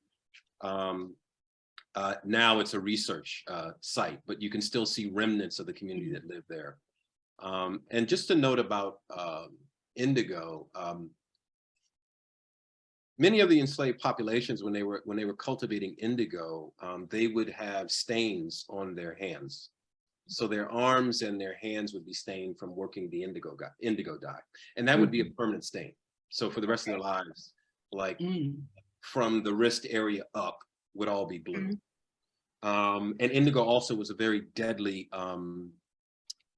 crop to cultivate. Many people died cultivating the indigo plant. So it's a rich cultural tradition. They have their own language. They have, I showed you that that dance that they were doing called You Got a Right to the Tree of Life. That's called a ring shout, which is an ecstatic dance that takes place around the 4 points of the revolving sun, which was similar to the Bantu Congo cosmogram that I showed you, moving around counterclockwise, which is a direct link to their West African cultural heritage. So yeah, so you can go to the islands if you're really interested. If you happen to be in the southeastern United States anytime, you can always get a ferry over to some of the islands and spend some time with the Gullah Geechee. It's a wonderful, wonderful experience. Awesome. Thank you, Masud. You knew so much Mary, about that. yes, Yes. and Mary, you can also see some good documentaries about the Gullah Geechee as well on YouTube and I think Netflix. I've seen some pretty informative ones there as well. People who are wanting to capture, not lose the culture and document it. Todd and Allison. Hello, Allison. How are you? Wonderful. Hello. This has been such a gift. Thank you both for coming. Brother Masud. Hey, man, what's happening, man? How you feel, brother? Good, man. It's good to see you, brother. Good to see you, man. You share, I mean, just first of all, profound gratitude. And then, when you're sharing these stories of Abdu'l-Bahá, I recently read a book, I can't remember the name of it, but when he was in Washington, D.C., giving a talk at I think it was a Universalist church. Apparently he was in a hurry. He had to give a talk and apparently he was supposed to leave right after. But the congregation was so moved by it that they asked if they could come and meet him. And so he stood at the podium, the lectern, wherever they stand in the church. Yeah. People are filing by, and shaking hands. And there's these two Black women that are kind of outside his range because there's so many people. And it's almost like somebody observed this and they didn't even necessarily think he saw them. And he reached across the people, pulled them by the sleeve, pulled them to him, and stopped really everything and had a short conversation with them. And then, again, as you're saying, and then his acknowledgement of Marian Anderson when she was very young, telling her she would be a great singer, and giving her this cat's pearl. I think it's called cat's eye or cat's pearl. She said she carried that with her, and anytime she had a challenge, she would pull that out. And somehow the challenge got resolved. Man, thank you, Todd, to those exquisite stories, man. I think at the heart of all of these examples by Abdu'l-Bahá, which is so profound, right, is the quality of seeing. And for those who are on the receiving end of that sight, the recognition that they are being seen. How important, I mean, how a simple thing like being seen fully, truly, deeply. I mean, yeah. Thank you, brother. Thank you so much, man. Yeah, that's what everyone wants, is to be seen. Yeah. Say my name. Yes, yes, yes, So I know you see me. Say my name. yes. Yes. Okay. Any other comments? Or you don't have to have a question if you'd just like to share some reflections or thoughts. Oh, Linda S. I'm sorry. Yes, I could barely see your hand up there. Those are beautiful flowers. Can we see your beautiful face too? Yes, I've tried not, it's distracting to have, Oh, wow. see if I can figure out my video here, sorry. Okay, that's all right. I have Oh, to you're turn upside Upside down. down. You're upside I That's a shouldn't be doing first. this at all. It's all right, Oh, but we sorry. still see you. We see you. We see you. Okay. Are you So- on your phone? No, it's weird. I have a little trouble Wow. figuring out technology, obviously. Don't worry about it. It's all good. Don't worry about it. It's okay. Yeah. I'll We'll turn make off it work. the video. And you'll probably see a new anyway. I was gonna just make a suggestion, and it's one of the few good ones that I have, because that was just, I have to say, this presentation was absolutely delightful, and I loved the music, the blue and the connection between it, what it evokes is just priceless. So thank you so much. It's just wonderful to meet you. I read a book called Indigo, and it's written by Catherine McKinley, and I wondered if you had ever read that. You probably have. No, I have not. I have not. Oh, I highly recommend it. It's my, like I said, the only good suggestion I have. It's In Search of the Color That Seduced the World, and she is of mixed race, I believe, adopted, a historian and a brilliant writer. I think I heard her on NPR. Yeah, it's Indigo, In Search of the Color That Seduced the World, Catherine E. McKinley. And I was just going to suggest it to anybody who's interested, because she goes on a journey to investigate a little bit more about the color indigo, but also she ends up finding her heritage, which is, in Africa. And I believe that they grew indigo in her family in the mountains where it was cooler. And she talks a little bit about that. But it was the women who grew it. It was actually one of the few forms of wealth that they had. And it's fascinating for women of color, especially. I think it's super interesting. But one thing I was going to say, as an artist and a creative person, the way we look at color, there's another book called Color that I'm reading now, and it talks about what some of the color white, oddly enough, is one of the most poisonous colors that they've ever mixed. It usually required lead or toxic things that killed people.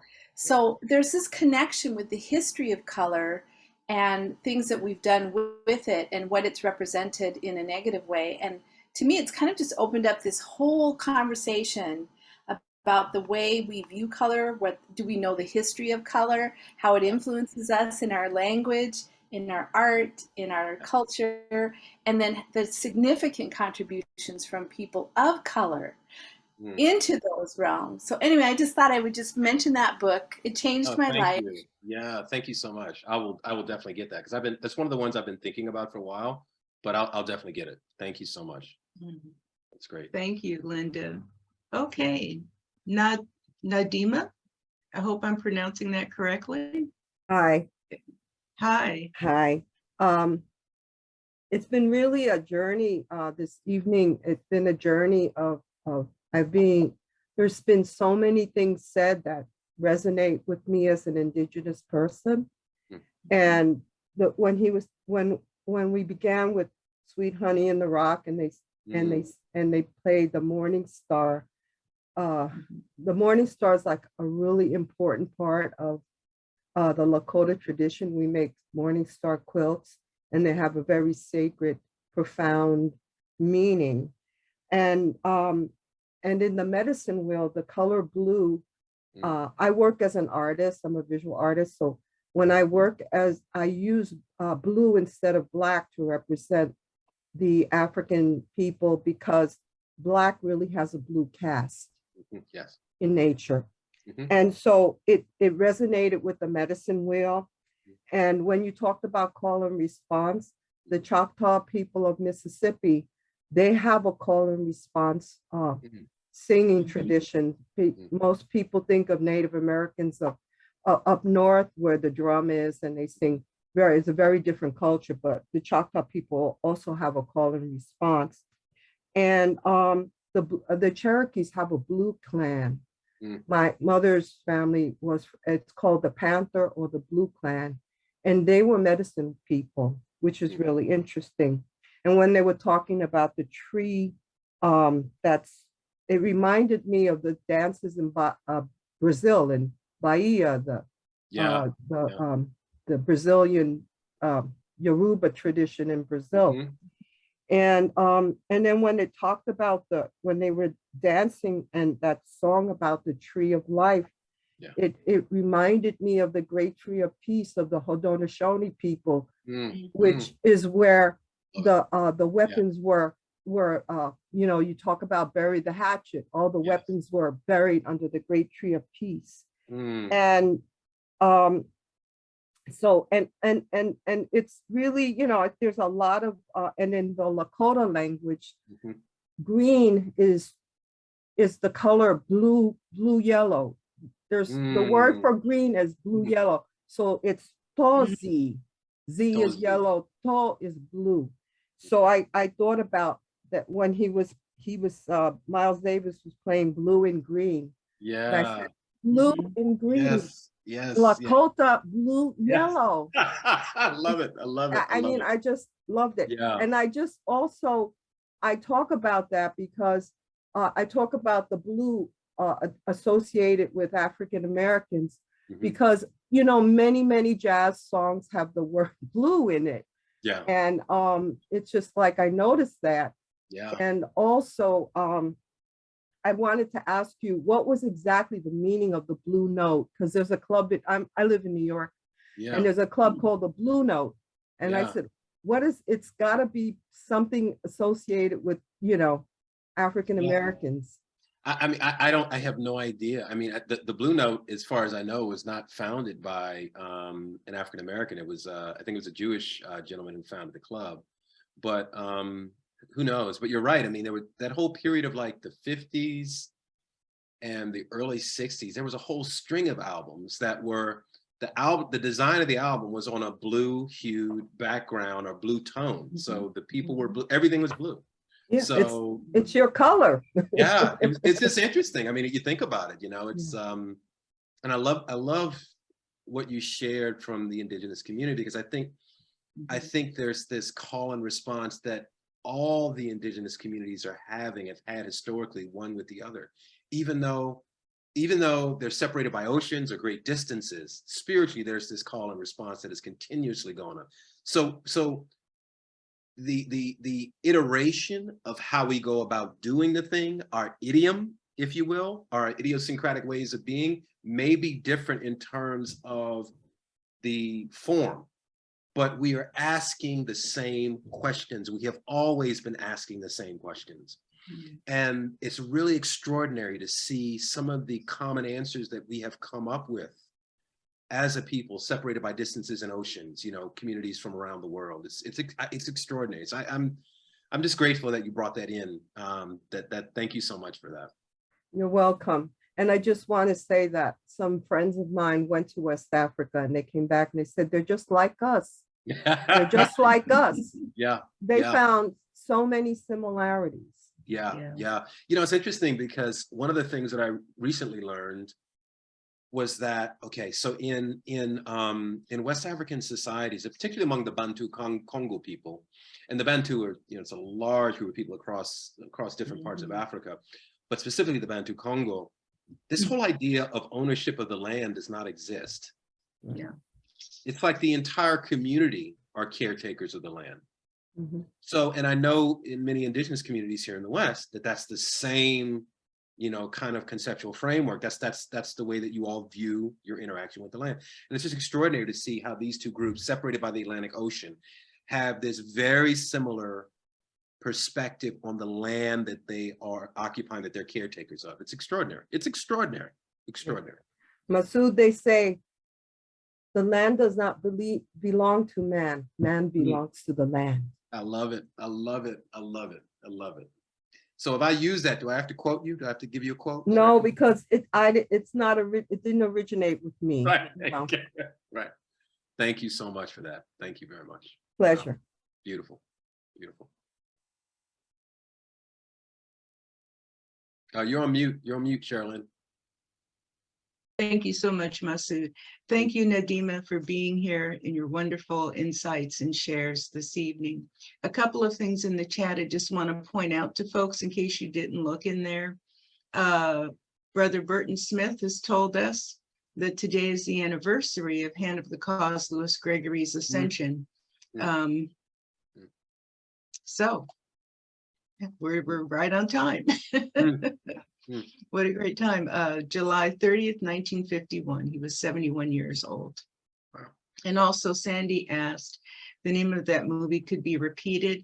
Nason has put a link to it. It's called Daughters of the Dust, and there's a link to it in the chat if you want to get that out. Okay, so let's go on. Marianne Purdue, how are you today? I'm well, thank you. Good, good. Hi, Marianne. I want to thank Masud for a great, insightful talk and all the music references. I've seen the movie Daughters of the Dust, and it's a very beautiful, visually beautiful movie. I just finished this book. It's called Ring. The Ring Shout, yeah. I don't know about my pronunciation. It's kind of a science fiction. They have ring shouts in it. It's kind of almost like a Jordan Peele movie, but it's very, very powerful and a real good book. So I just Awesome. I'll write that one down too, man. Y'all gonna expand my library tonight. What's going on? And again, thank you. Thank you so much. I appreciate it. Thank you. Thank you, Mary. Okay, is it David or Rennie tonight? Who's up? Well, I guess it's Dave. Okay, Dave. But I just want to thank you so much for very, very profound and illuminating talk. As a musician, I wanted to just comment on the blue note, because there's a very seldom recognition that the blues reinvented the scales that we are. I mean, it's not major, it's not really minor. It's more minor, but it plays with major and minor so much. And these two expressions of, we always think of them as happy and sad. Yeah. But it also has, if you're thinking in the key of C, it has F, F sharp, and G. So it has this little roll of a chromatic scale right in the middle, and that is what usually is referred to as the blue note. It really has a dissonance and a special kind of pain that that's used in very expressively. Wow. And wow. Thank you for that. It is completely divorced from all the Western modes and the Greek modes and all. It's something brand new, and it's very seldom acknowledged just how important, because now it's part and parcel of all movie music and pop music. It is special scale. It's so interesting to me because I think about like the great like cultural contributions that our brothers and sisters in the African American community have made to the cultural landscape of the country. And so much of it is tied to the suffering, right? It's like there's a kind of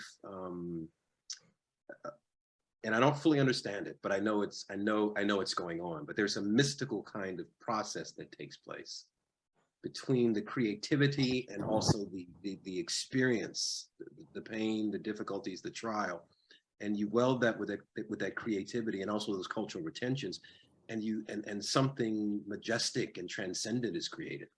I remember, and you probably know the story, but when John Coltrane was working on Love Supreme, and this is after he had cleansed himself of, because he had been on heroin for a while, but he had got himself off of heroin, which is amazing.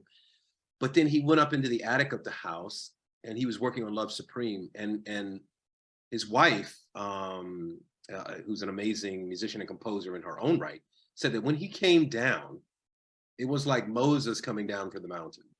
That he came down with this incredible work of art, and it was, you know, it's just profound, that experience of him going through heroin, cleansing himself of that, and then making himself a vessel, I guess, in a way, and then God pouring that gift inside of him and him giving it to the world. It's just it blows my mind, man. It just blows my mind.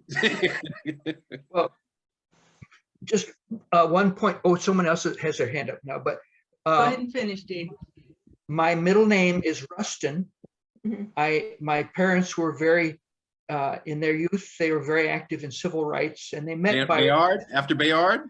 Yes. That's awesome. Yes, they met him. He came and visited and presented wonderful musical renditions. And I finally, at 74, you know, the book has been coming up on the stacks of books that I'm reading, and I'm reading his, and he mentions how one of his chief sources of wisdom when he was a young man and just come to New York was Alan Locke. Oh, wow. Oh. So he spent a lot of time with him, and Bayard was amazing. He was an amazing man. Amazing man. Yeah, really. If one of Masud, would you share briefly who Alain Locke is? Not everyone here may know that. We have many friends. Where to start? I mean, he was a brilliant man, graduate of Harvard University, member of the Talented 10th. One of the leading Black intellectuals of his time. Of course, he's coming along around about the same time as W.B. Du Bois. I mean, you know, you think about, I mean, that's around about the time of the Harlem Renaissance, or you know, the birth of the Harlem Renaissance. He's just an extraordinary intellectual gymnast. I mean, and also, from all intents and purposes, what I understand, also a very kind human being as well. So he had the intellectual gifts paired with the spiritual qualities and virtues, which is, as Baha'u'llah says, is light upon light. So, yeah. Thank you, David. Gail, I saw your hand up. You still there? There she is. Hi, Gail. Hi, Gail. You're on mute. We can't hear you yet.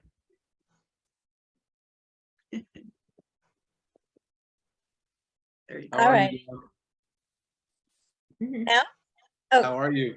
I just didn't want to leave my hands in the air when when there was someone else speaking. Well, I'm never going to hear the word blue in the same way again. And really, it was just enchanting. And Sherilyn did not exaggerate about how entertaining and enlightening you would be. So thank you for that. And I will tell you that I'm sort of a neighbor. I've lived in Sandy Springs. This is my 56th year here. Yeah. And I don't think you're old enough to have known about Pascal's. Oh yeah, I know Pascal's. I know. Did I you? mean, Okay. yeah. When I was at Morehouse, they were still in the old building. Now they're in the new building. It was one of the places I hung out when I came Oh, here wow. in 1966. And my other claim to fame is having seen John Coltrane Oh, wow. in 1964 in South Chicago. He was, he was in some kind of dive where I don't know how I wound up there, but it was a beautiful night. And the way that it was set up was the bar had the entertainer behind it. So you would sit at the bar and then he was playing, and it's been a love affair for me ever since. So thank you for triggering memories and teaching new things. No, thank you for sharing that memory. That's incredible. Yeah. I came along a little bit after John died, so I never had an opportunity. But yeah, thank you so much. Wow. Thank you, Gail. Okay, we have some folks giving us some more information in the chat. Oh, they're coming to me directly, so I need to share them with you. From Ortene-san, from Regina, she says, in jazz and blues, a blue note is a note that, for expressive purposes, is sung or played at a slightly different pitch from standard. And then Phil, and I'm sure that's Phil Morrison, who's here in the room. Hey, Phil. Oh, Phil, what's up, man? Yeah, Phil's in the room. Love you, brother. Love you, man. He's here. He's here. He says, Phil says it was the Blue Note record label where much of the great jazz musicians were featured, who were primarily African-American. And then Burton Smith, our historian of historians, about Louis Gregory's ascension, he also said that, excuse me here, he was a Rhodes Scholar. Burton, was that, that was Elaine Locke, wasn't it, that you're referring to? Yes. Yeah, Elaine Locke was a Rhodes Scholar. Thanks, Burton. Okay. Burton always keep us straight historically, boy. Yes, yes. I love it. I love it. The first Rhodes Scholar of African descent. Yeah. To be explicit. All right. Thank you so much, friends. Okay, any other comments or questions? Reflections?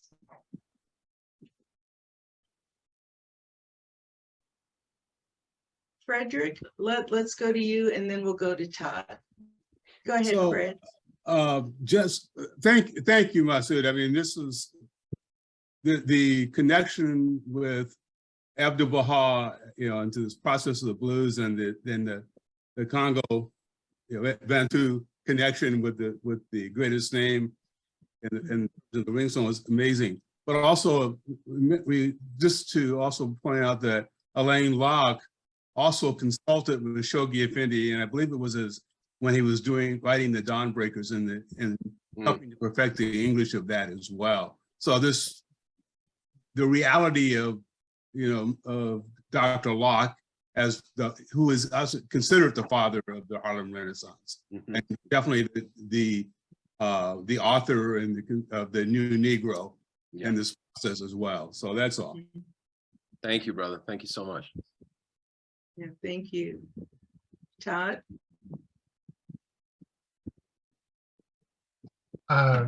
Masud, when you were talking about just the creativity, you know, you said several things that made me think of this passage from Ta-Nehisi Coates, which is one of my favorite from Between the World and Me. Just a paragraph, and I'd like to hear your voice read it. Okay. If you don't mind. Sure. Not long ago, I was standing in an airport retrieving a bag from a conveyor belt. I bumped into a young Black man and said, "My bad." Without even looking up, he said, "You straight?" And in that exchange, there was so much of the private rapport that can only exist between two particular strangers of his tribe we call Black. In other words, I was part of a world. And my eyes, my beautiful, precious eyes, were growing stronger each day.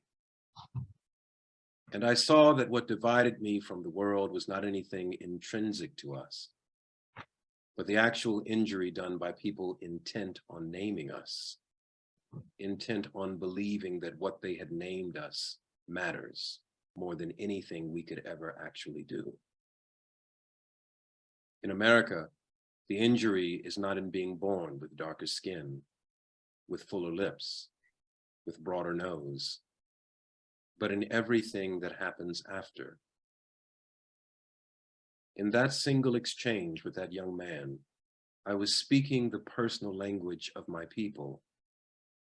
It was the briefest intimacy, but it captured much of the beauty of my Black world. We made that feeling. Though it was forged in the shadow of the raped, the disembodied, we made it all the same. This is the beautiful thing I have seen with my own eyes. I think I needed this vantage point before I could journey out. I think I needed to now that I was from somewhere, that I think I needed to know that I was from somewhere, that my home was as beautiful as any other. Ta-Nehisi Coates, Between the World and Me. Mm. Mm. Wow. Mm. Thank you, Todd, for sharing that, brother. It's beautiful. Wow. Mm.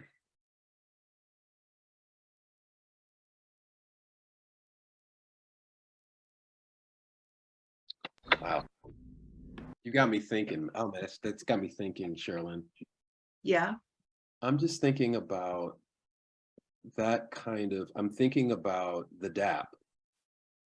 And when growing up, like my whole life, and then going to school, going to Morehouse, and you know, and all of that, and walking around in the different neighborhoods that I live, the neighborhood I live in now, and seeing another African-American man come my way, and there's just an acknowledgement. It's just like, yo, what's up, you all right? Cool. Yeah. And it's an acknowledgement. It's what Ta-Nehisi said so beautifully. It's an acknowledgement of the shared experience. And it's like it's a seeing. That's it. It's just seeing. It's a recognition that I see you and you see me. And in seeing you, it's oof. Makes me think of that powerful section from Raisin in the Sun, where the mother is speaking to the character played by Sidney Poitier. And actually Sidney Poitier's character is not there, but he has, and those of you who have seen the play, you know that at some point he loses the money that is inherited from the father who died on his job. And the daughter is castigating Sidney Poitier's character. And the daughter says to the mother, I thought you taught me to hate someone who would do that. And the mother says, but I thought I taught you something else. And she said, what? I thought I taught you to love him. And when do you think is the right time to love somebody? When they've made everything easy for you? Or when the world has beat them down so low that they can't see any way out? And she said, that's when you love them. And if you're going to judge them, you judge them right. You make sure you consider all the hills and valleys they have crawled through to get where they are. That's how you judge them. And in that recognition, that momentary recognition, seeing another brother walking, I see you. I don't know the specifics, but I see what you've been through. And I acknowledge you, your humanity, pupil of the eye. I think we do that very much as a people. Yeah. I know I certainly do it. You know, I see a woman or even a man, you know, in the grocery store or whatever. Yeah. Just a little head nod, you know. Exactly. You know, how you doing? They may not hear it, but they know what that nod means. Yeah. You know, it's that I see you. Now, sometimes they may not want to be seen if they're not doing something they're supposed to be doing, but you know, that's part of being in the village, right? Yeah, I see you. Exactly. And the beautiful thing is that we all have that is a small gesture of constructive resilience. It's not an insignificant one. It is a demonstration of an aspect of constructive resilience, right? And implicit in that, right, in a sense, is what Abdu'l-Bahá tells us about the power of encouragement, right? Somebody asked him, what's the essence of the Bahá'í Faith? Abdu'l-Bahá said, encouragement. So we all have that capacity to see each other, you know, to recognize our humanity and to share in that. And it's the gift that we have in every interaction to be able to have the opportunity, the precious opportunity to connect with that humanity.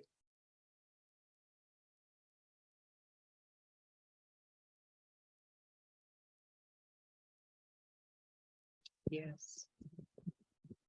I have another book that I'm reading I was going to recommend if you can permit me. Please, go ahead. Well, I'm learning, you know, and eager to do that. But it's called The Three Mothers, How the Mothers of Martin Luther King Jr., Malcolm X, and James Baldwin Shaped a Nation. Yeah. And, you know, of course, mothers are at the core of every culture and every race, I think. But the writer, one of the things that I especially appreciated that might be really interesting to other people, each chapter, she it's from Anna Malika Tubbs. Each chapter she opens with two views. One from somebody of color, someone of color, and another of a white supremacist or racist. And the one that took me by surprise was the chapter on loving our sons. And she has two perspectives, and it says, we're the only race in America that has had babies sold from our breast, which was slavery time, and had mothers sold from their babes. We are not fighting against these people because we hate them, but we are fighting because we love them, and we're the only thing that can save them now. And what's effective, Shoghi Effendi, I know he, in some Pilgrim Notes, he mentioned about the leadership, the role of leadership that people of color will take on, in the future. And that kind of resonated with me. And I thought that's what the people of the eye to me represents, is this vision beyond, in spite of everything, beyond what anybody else has. Yeah. That is about leadership and about seeing what justice is through the eyes of someone who's experienced injustice. Anyway, I'm still reading the book, but it's really profound.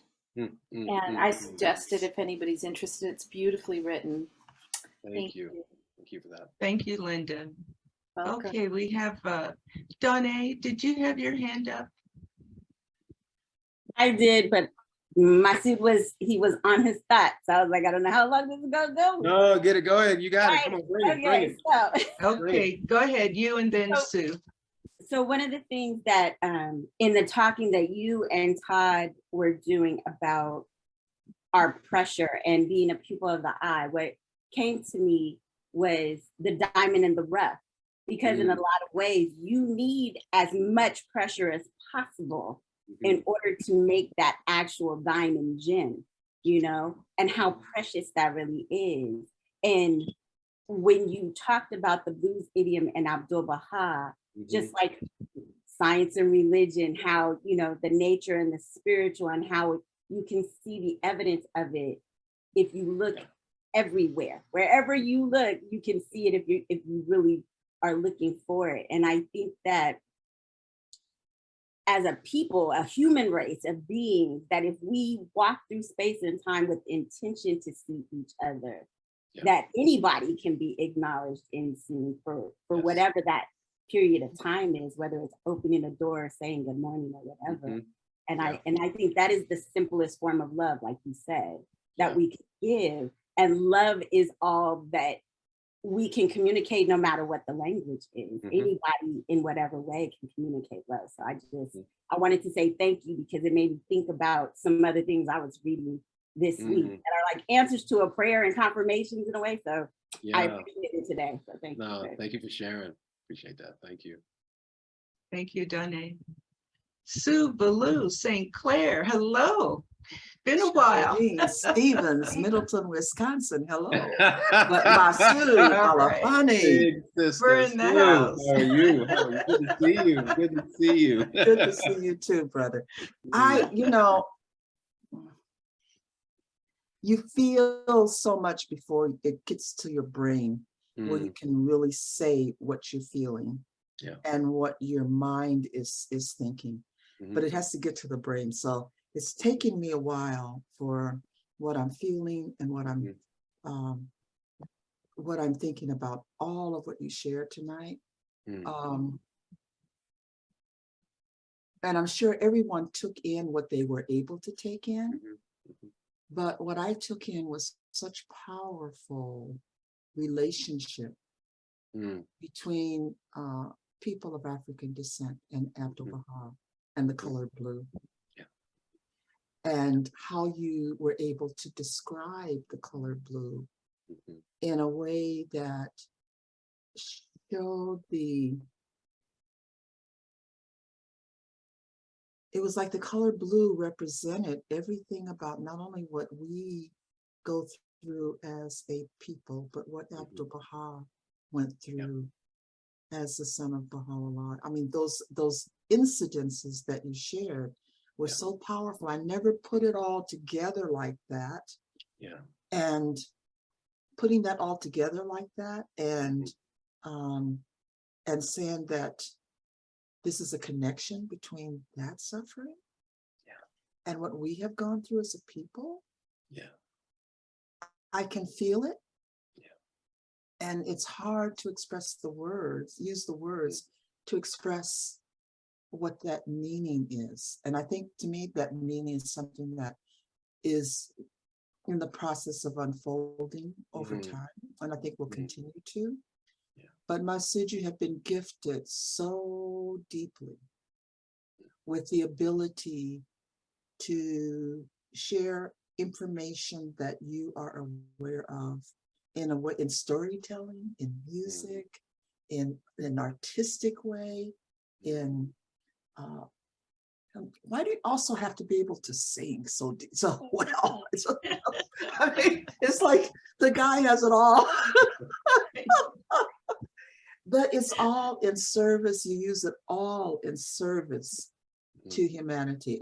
And for me, that is such a powerful thing to experience, to be in a space with a Black man who has embraced all of the qualities that he has inside of them, and then offering them to humanity in whatever ways you see at that time to offer. And I just wanted to show my face so I could just honor what you have. I don't want to make your head bigger. No. Keep it down. I already wear an extra large. I know you are, dear. I know. But I just have to say, because I don't know how many people really pick up on what you are bringing to the world. When people talk, I have to be careful because, it's great we read books, and it's great that we share the books that we read, but the heart, sharing the heart and picking up the heart of what you have shared and being able to take some of that into our own hearts and to make it a meaningful thing for us in whatever way we can use it. To me, that's where it's really at. So kudos, love, will always honor and bless you. Oh, thank you so much. Oh my gosh. Love you. Thank you so much. Wow.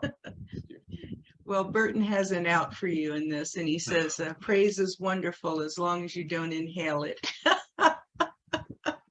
It's in the chat if anyone wants to see it. I may have paid. Oh, he's attributing that to Louis Gregory. Thank you, Burton. Coming from a standard. I thought he was going to say Bill Clinton.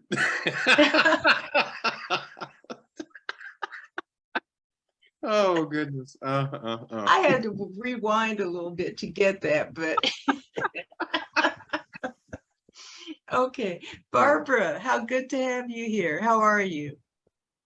I'm good. I'm just here chilling. I was really not going to say anything. I was just enjoying, but because it was like Masud kind of took me on like an emotional pilgrimage of sort. My father was born and raised in Aiken, South Carolina. And he was a very complicated man, brilliant poet, all kinds of stuff. But he was, plagued by alcohol. So that of his siblings, he kind of went a different way. And he used to talk about he was a Geechee. He was always saying he was a Geechee. Yeah. I was born and raised in upstate New York. So I never really followed that. We didn't know much about it. So as you were saying that, and you showed the Atlantic slave trade, and I saw those arrows, and so and then the ship, so as Sue was saying, you had a way of taking us through a very rocky emotional journey, but with the infusion of the music, it was palatable. We could, always admire you. And so I was sitting here just kind of, of course, that my father died in 1979. Yeah. And so as you were doing that, every place you went, my brain kind of went off and had its own thing. It was like things I hadn't thought about for a while, very hard things to think about, but it's interesting how, as I guess the way Sue was saying it, how music, we know that music makes the ladder, is the ladder by which the soul ascends. And this is so soul stirring and so so heavy and so everything that anyway, you took me on an emotional pilgrimage, and I think I'm still on it. So I just want to say, hey, brother, Thank you. glad to see you here. I appreciate you so much. Thank you. You're welcome. Thank you, Barbara. Thank You're you. welcome. La Jamaya, how are you? Aloha, aloha. Aloha. I have to say I'm truly blessed and improving health-wise day by day. So it's so good to be here and to hear this presentation by Masud. I'm always impressed with what he brings to us. I just wanted to comment on this aspect of acknowledging one another. And we know that is, well, older folk know that that's a reality, but it seems that it is less a reality to young people. And I just want to encourage us to be the example that helps them recognize the need, because the need is not gone just because we have multiracial families. There's still a need to acknowledge, well, not just oneness, but our Blackness. Thank you. Thank you. You know, La Jamaya, you really hit on something that I've been observing of late. And in the complex that I live in, some younger folks have moved in, maybe late teens, early 20s, probably their first apartment, that kind of thing. And I make it a point, whenever I see someone in the building, to say hi and introduce myself and, ask them their name if they don't offer it, etc. And I've noticed, and I happen to run across them, here and there in the area. And I think part of the problem that we face is that they're always looking in their phones. That might be part They're of it. always, yeah, I mean, it's not all of it, but it is part of it. They're always down here instead of looking. And I see this in my grandchildren. They haven't been taught to look someone in the eye, and to acknowledge someone when they come to your home. It's like, kind of thing. So yeah, so I see it as a bigger problem, but you're quite right.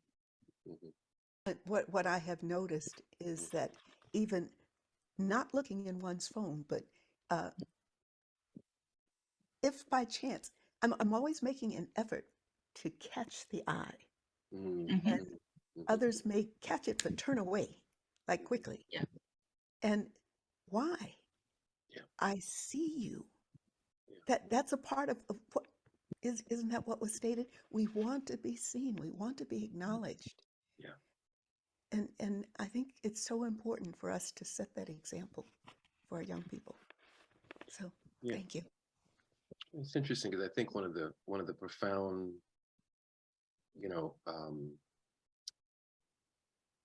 racism, which really is a kind of really toxic and perverse iteration of materialism. I mean, it supports materialism. I think one of the profound, well, let me back up a little bit. I will also say that the system of that racism has to be respected. It's a diabolical system, but it's also ingenious. And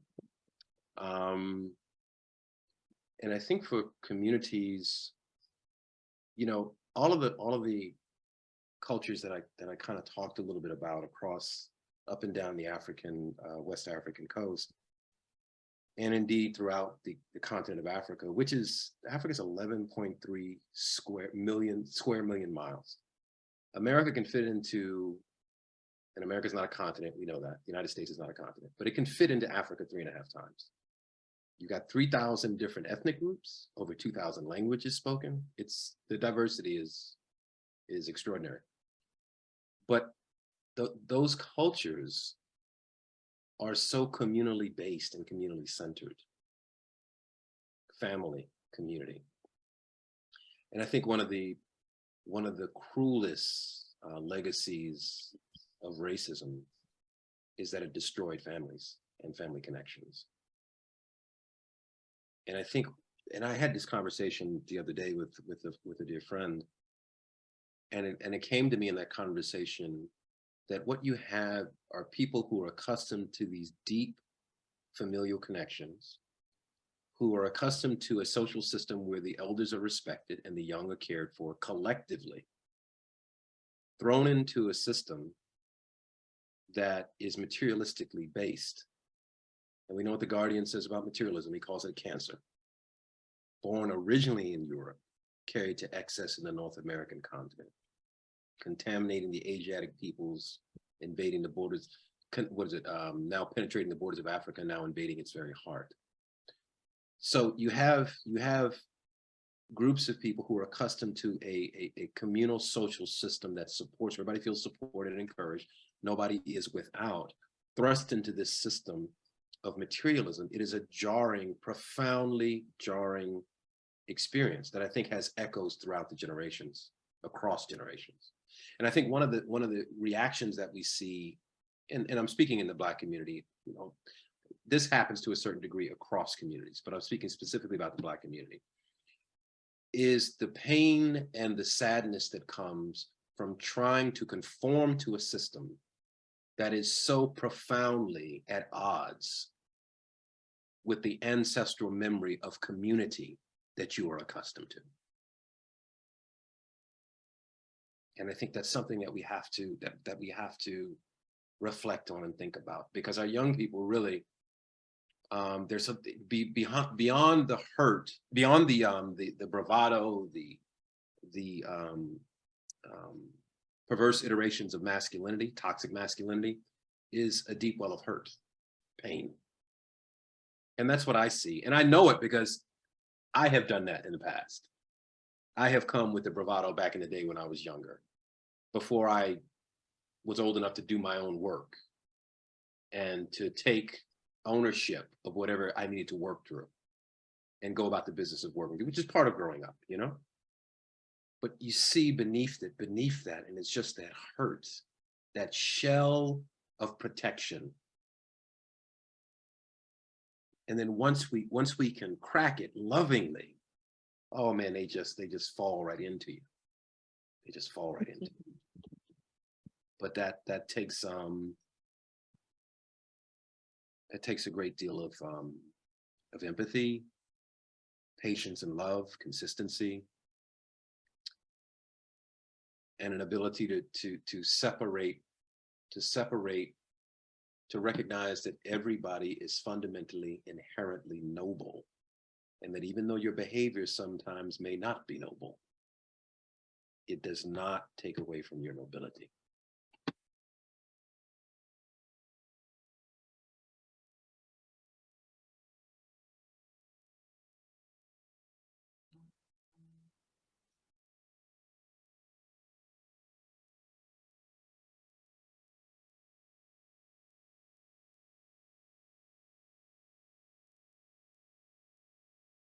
Hey, Vanessa, how are you? We're going to see your face tonight. There she is. You're on mute. Oh, you're muted. There you You're go. muted. It's been a while, hasn't it, Charlene? Yes, it has. It's good to be here. Wonderful. Masud, yes, what you just said, it makes me think of how important this community building work that we're doing. Yeah, absolutely. Working with the junior youth, being able to transform them, to help transform communities, to help transform society, knowing that, they have a voice, they can express themselves through the program. And it's just an amazing way to look at them in a different eye so that they can see themselves in a different eye. And I can't think of a better way to try to turn the things around that are going on in our community than through that. Than through, you know, letting them know they are noble, seeing it, feeling it, talking to them in that way, so that they can use what has been passed down through generations, turning that blues into something constructive. You know, it's been there for generations now, and it's so as to help our young people to turn that blues that they're feeling, because they're feeling it just in a different way, into something beautiful and something meaningful, and getting them back to that communal from our ancestors, so that we can transform society, you know. So, you know, that just resonated with me, what you just said about that with the young people. And it gives me that sense of hope when other people are not seeing it, because we have it. We have that community building capacity and the wisdom of the Universal House of Justice to put the emphasis on that. It's just beautiful how it is all connected.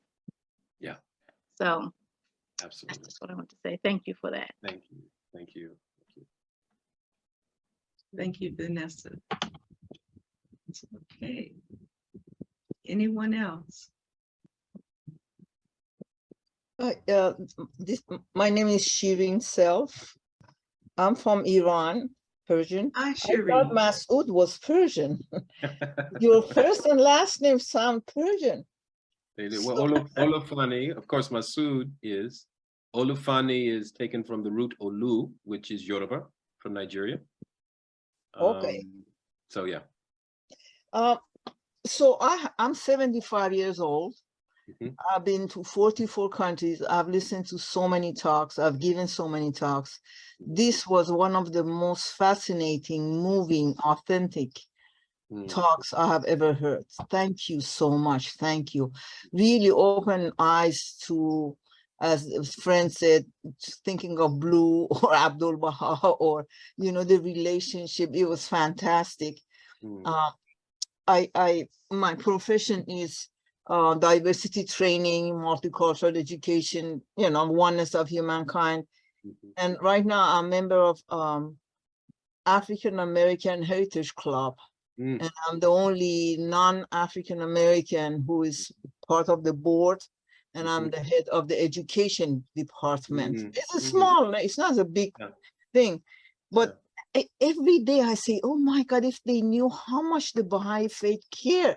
Messages from Universal House of Justice, message from your NSA, everything mentions and address this issue. And I can talk a little bit about the faith. You know, I'm from the Baha'i. I've even talked before I became a member myself. But how can I, you know, give this message that the Baha'i Faith cares so much? I don't know. I mean, you know, what would you suggest? I say I'm part of the education committee. What is the best thing to present as a part of education committee? Wow, that's a hard question. I think first of all, well, I think one thing that we have to understand if we're entering, and I have these discussions periodically with my brothers and sisters from other communities who are interacting with African-American or indigenous communities. And the Guardian talks about this in Advent for Divine Justice. So I'm not saying anything that hasn't been stated in a much more profound way than I could ever state it. However, the Guardian talks about trust. And the violation of trust over generations and what that does to communities. And I think we really have to spend time with that and understand and use that as part of the framework of how we interact with multi-generational communities that have suffered from, you know, just unrelenting devastation and violations of that trust. And so I think sometimes it's hard for a young person who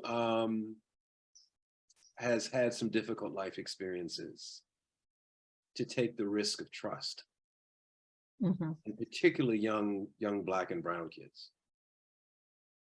So what does it require on my part? It requires that I have to, and even me as an older African-American man, older than they are, I have to show up and be present and wait for them. And I think this really reminds me, this predicament, the thing that you're talking about, it really reminds me of, when I'm trying to think of a metaphor, I'm thinking of a woman, unfortunately, who has suffered from domestic violence. And there's a kind of post-traumatic trauma that she suffers, right? Yeah. It has to be managed, and has to be that she has to eventually heal from. And she needs the support, mechanisms of support and encouragement around her to help her heal. Well, I think when we think about these marginalized populations, we need to take that example and multiply it across generations. So that it wasn't one experience of an isolated form of abuse, but multiple experiences of abuse across different iterations. And what does that do in the body and in the spirit? How does that impact the molecular equilibrium of a human being?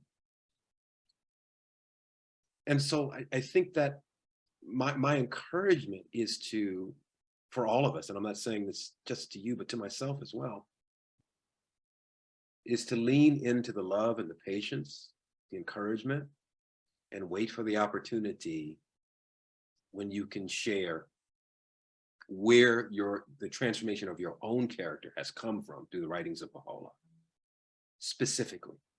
But we have to lead with that love and that encouragement and that patience in order to awaken or to restore, right, their capacity to trust. Mm-hmm. And that takes time. Yes. Not instantaneous. Just to mention that this is for old people. I live in a village where there are old people, so everything is for old people. Oh, okay. But one of our mandate is to go to schools and ask, how can we help? Yes. To clear, so that also what you said is also applicable.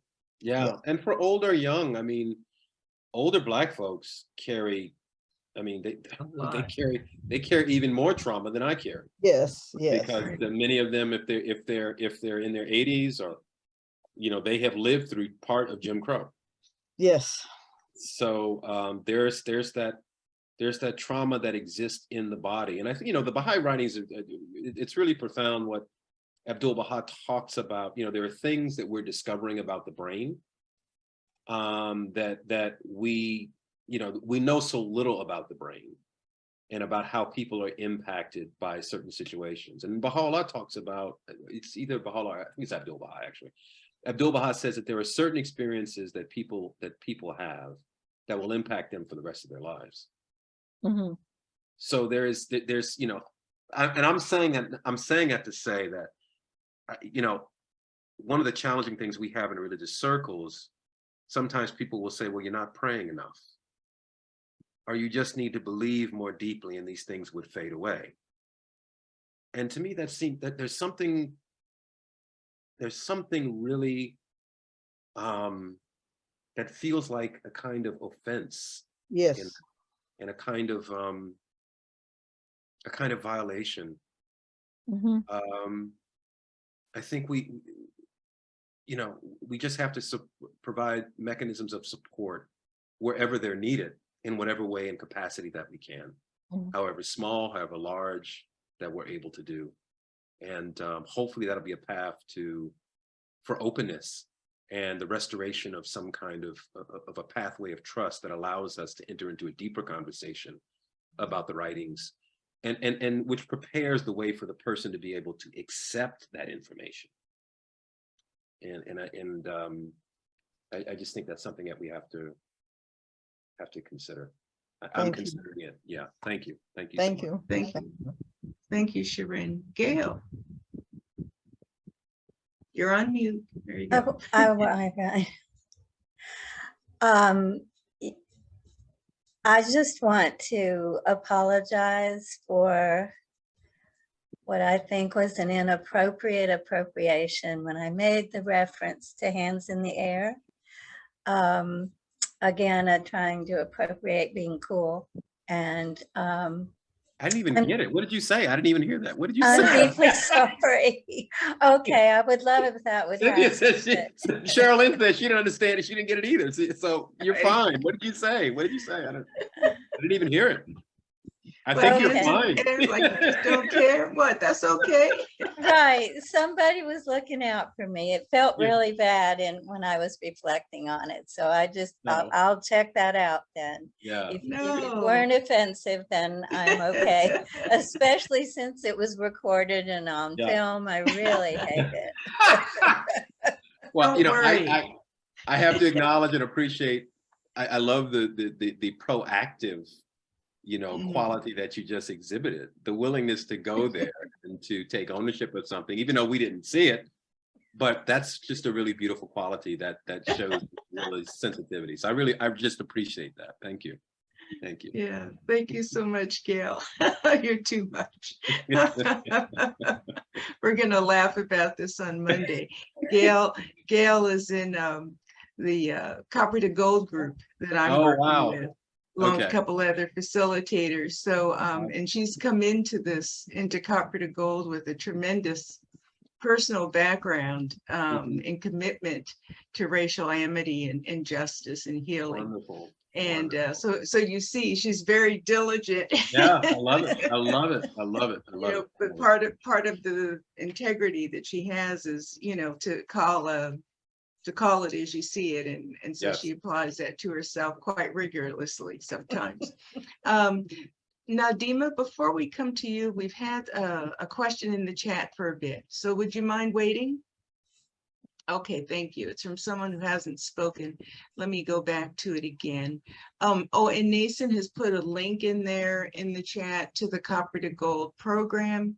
If you'd like to check it out, August 28th is our orientation. And the next cohort, our 5th, starts the week of September 4th through 10th. So come to the orientation, you can get your questions answered. If it's something you're interested in doing and fits your schedule, you can opt in. Okay, and we'll be sending you something on email about that too. But let me get to this question here. Okay, this is from Claudia. And Claudia is going to be in the next Copper to Gold cohort. And she asks, what makes Black people so authentic and congruent? What makes Black people so authentic? Oh, that's interesting. And congruent, yeah. And anyone in the room, we won't leave this all on Masud's hands. Yeah. You know, we're not monoliths, as we often say, so we all may have different views on that. So yeah, you know, I will say I had a discussion with another dear friend not too long ago, and we were talking about there was a member of this person's family who was struggling with or who had an issue with a substance abuse thing. And we were talking about it, and there was also a lot of shame surrounding that, right? That they had worked through. They had worked through it themselves, but they were describing it in the past tense as how they had wrestled with that shame in the past, and now they're over it, which I was very happy to, you know, that they were in that place. I think, and I'm sharing that to say that I think the Black community, you know, at a certain point, it's like, what else can you do to us? It's like, you know, I mean, there is stuff that we have that we have been through, that we have walked through, that other communities have not had to walk through. And that would, and because that we've had to walk through that and also be incredibly creative out of necessity, in terms of developing these patterns of constructive resilience, these modalities of constructive resilience, there's not a whole lot that we trip over collectively. We've seen a lot. We've seen a lot. And also there's not a whole lot I have found in my own experience with the Black community that we really get embarrassed by. Yeah. I mean, everybody got somebody in their family who is doing whatever, has done this, has done that, you know, is shacking up with who or whatever, and all of this. Somebody who's on welfare or whatever is, you know, been in it, cycled in and out of jail. I mean, these are the predictive outgrowths of sustained trauma in communities, right? Yeah. So, so it's, I think there's a great burden that one doesn't have to bear in terms of social acceptance and maintaining a kind of front in terms of presentation. I mean, it's like, I mean, ever since our ancestors got here, we've been crawling through challenges and difficulties. So I think that releases the burden of presentation and of affectation. I mean, we haven't had the luxury and also the curse of having to do that because of our experience.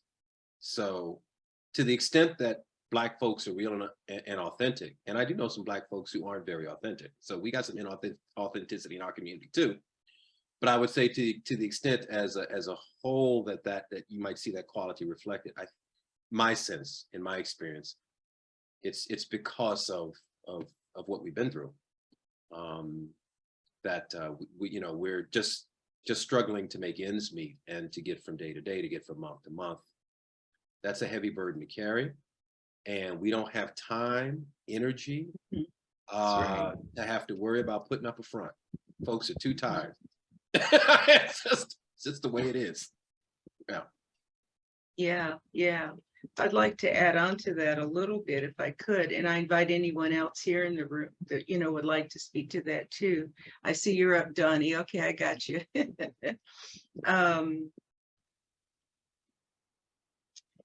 Masud kind of took the words right out of my mouth, about authenticity, in that we ain't got time. But I also think as a people, and of course we have variation, right? Some generalizing here. But I think overall as a people, we're kind of known for being what some might term in your face. And by that, I mean it this way, that we're just going to tell you what we got to tell you. We're going to be honest. And we're direct. And I think that comes from being in survival mode. It's like, I can't tap dance around this, I just, this is what it is. The world is hard and cruel, and this is what it is, kind of thing. I don't think we always think that consciously, but I think that can be part of the subconscious motivation for that. I'm very direct, but I never used to be either. This is something that I've evolved into. Charlene, can I ask you a question? Because I'm curious your thoughts. I'm also thinking that it is also a result of our walk in faith. Yes. Because the Christian scripture, right, be it Old Testament or New Testament, had to become real for us, because it's all we had. It's all we had. Right. So if you shall know the truth, and the truth shall set you free, it's in the Bible. Bring it. That's not theoretical for the community. That's right. Bring it. It has to be real for us because it's all we had. So that leaning in on faith really, strips away a lot of the stuff that would normally, that would cover up. So the walk in faith had to be authentic, is what I'm saying. Yes. And that is a result of being stripped of every other means of agency. The only thing we had was faith. So. Yeah, very true. Very, very true. I'd like to talk about congruency, because I could kind of address that from both sides of the coin, right? Culturally, you may see that African Americans are relatively congruent in their expressions of culture, right? But then when I think of an individual, myself, how congruent am I with myself? Yeah. Right? We got issues, just like everybody else out there, right? You know, so how you know, how much integrity do I have? How congruent am I as an individual? And then how congruent is a community from an outside perspective? So I'm glad this is a wonderful question you've raised, because it's like, how do we see ourselves? And then how do other people see us? And your question, you know, it's just, well, I see you as very authentic, as congruent, and that's wonderful and beautiful, but we may not necessarily see ourselves that way. Not to take away from your perspective, not at all, but just that ours is from the inside out. Right. You know, so Donna. That's so good. Thank you so much for that question. That was really good. Yeah, that was awesome question. Yeah. What's amazing about what you just said, Sherilyn, is that I agree with everything you and Masud said.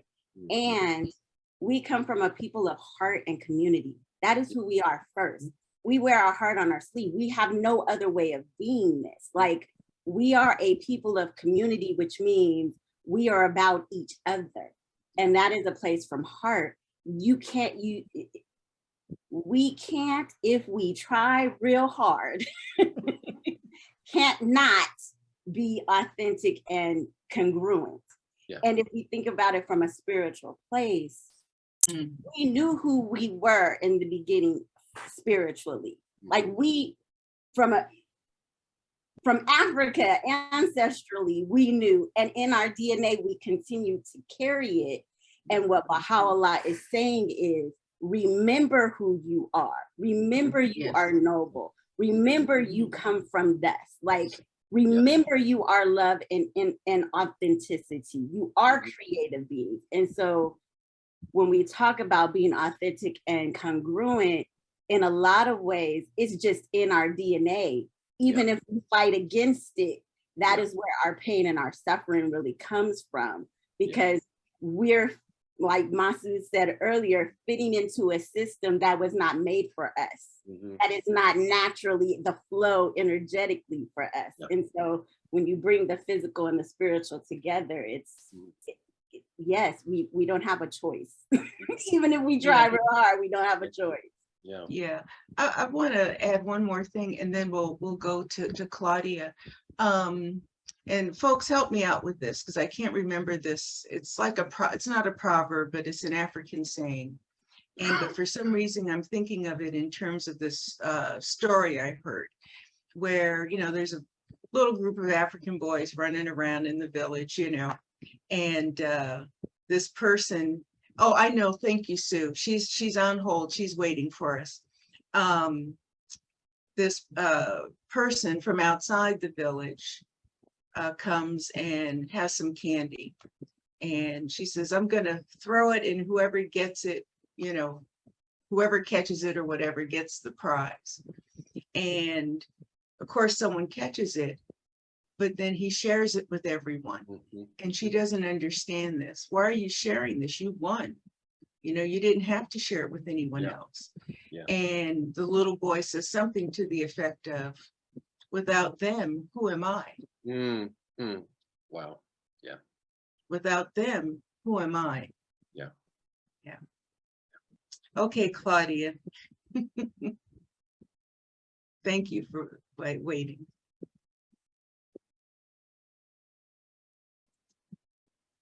Oh, there you go. Oh, still muted. Okay. There you go. Yeah. Another one of these questions. It says, would you like to unmute? Oh, okay. Yes, I did. Is this a different question, Claudia? Maybe it's related, yes, but it's different. Okay, could I ask you to hold it because Nadima's been waiting to speak? So Oh, if it's sure. not on that topic, let's go to Nadima and then we can come back to you. Okay. Okay, thank you so much. Nadima, please. I just wanted to share that Indigenous people and people of the African diaspora, we both have intergenerational trauma. Mhm. And this trauma is passed on through generations. In and we also believe in genetic memory. Mhm. So we are remembering, you know, trauma. And this past week with the Pope apologizing to the Indigenous people, it was a very traumatic experience because even though, let's say, people didn't go to boarding schools, their lives have been affected by that for generations after generations after generation.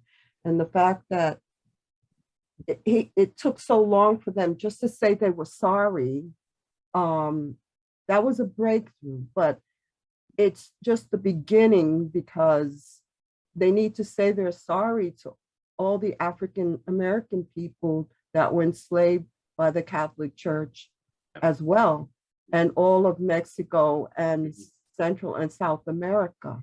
Yeah, yeah. But I guess it had to start somewhere. But it's just that I got very emotional when you were talking about that because I could, you know, I just feel, you know, the pain of a whole group of people. Yeah. Because we're part of the group. We don't see ourselves as me. We see ourselves as we.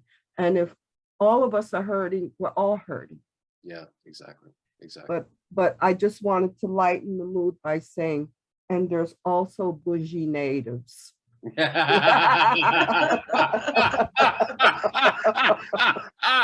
I love it. I love it. I love it. You know, the point you made is so important. And I do want to say that those discussions that you're talking about are actually happening, from what I understand now, in Rome about how they can make restitution and reparations. I do know of a Baha'i who actually has been invited to consult about that, by the Pope with his number 2.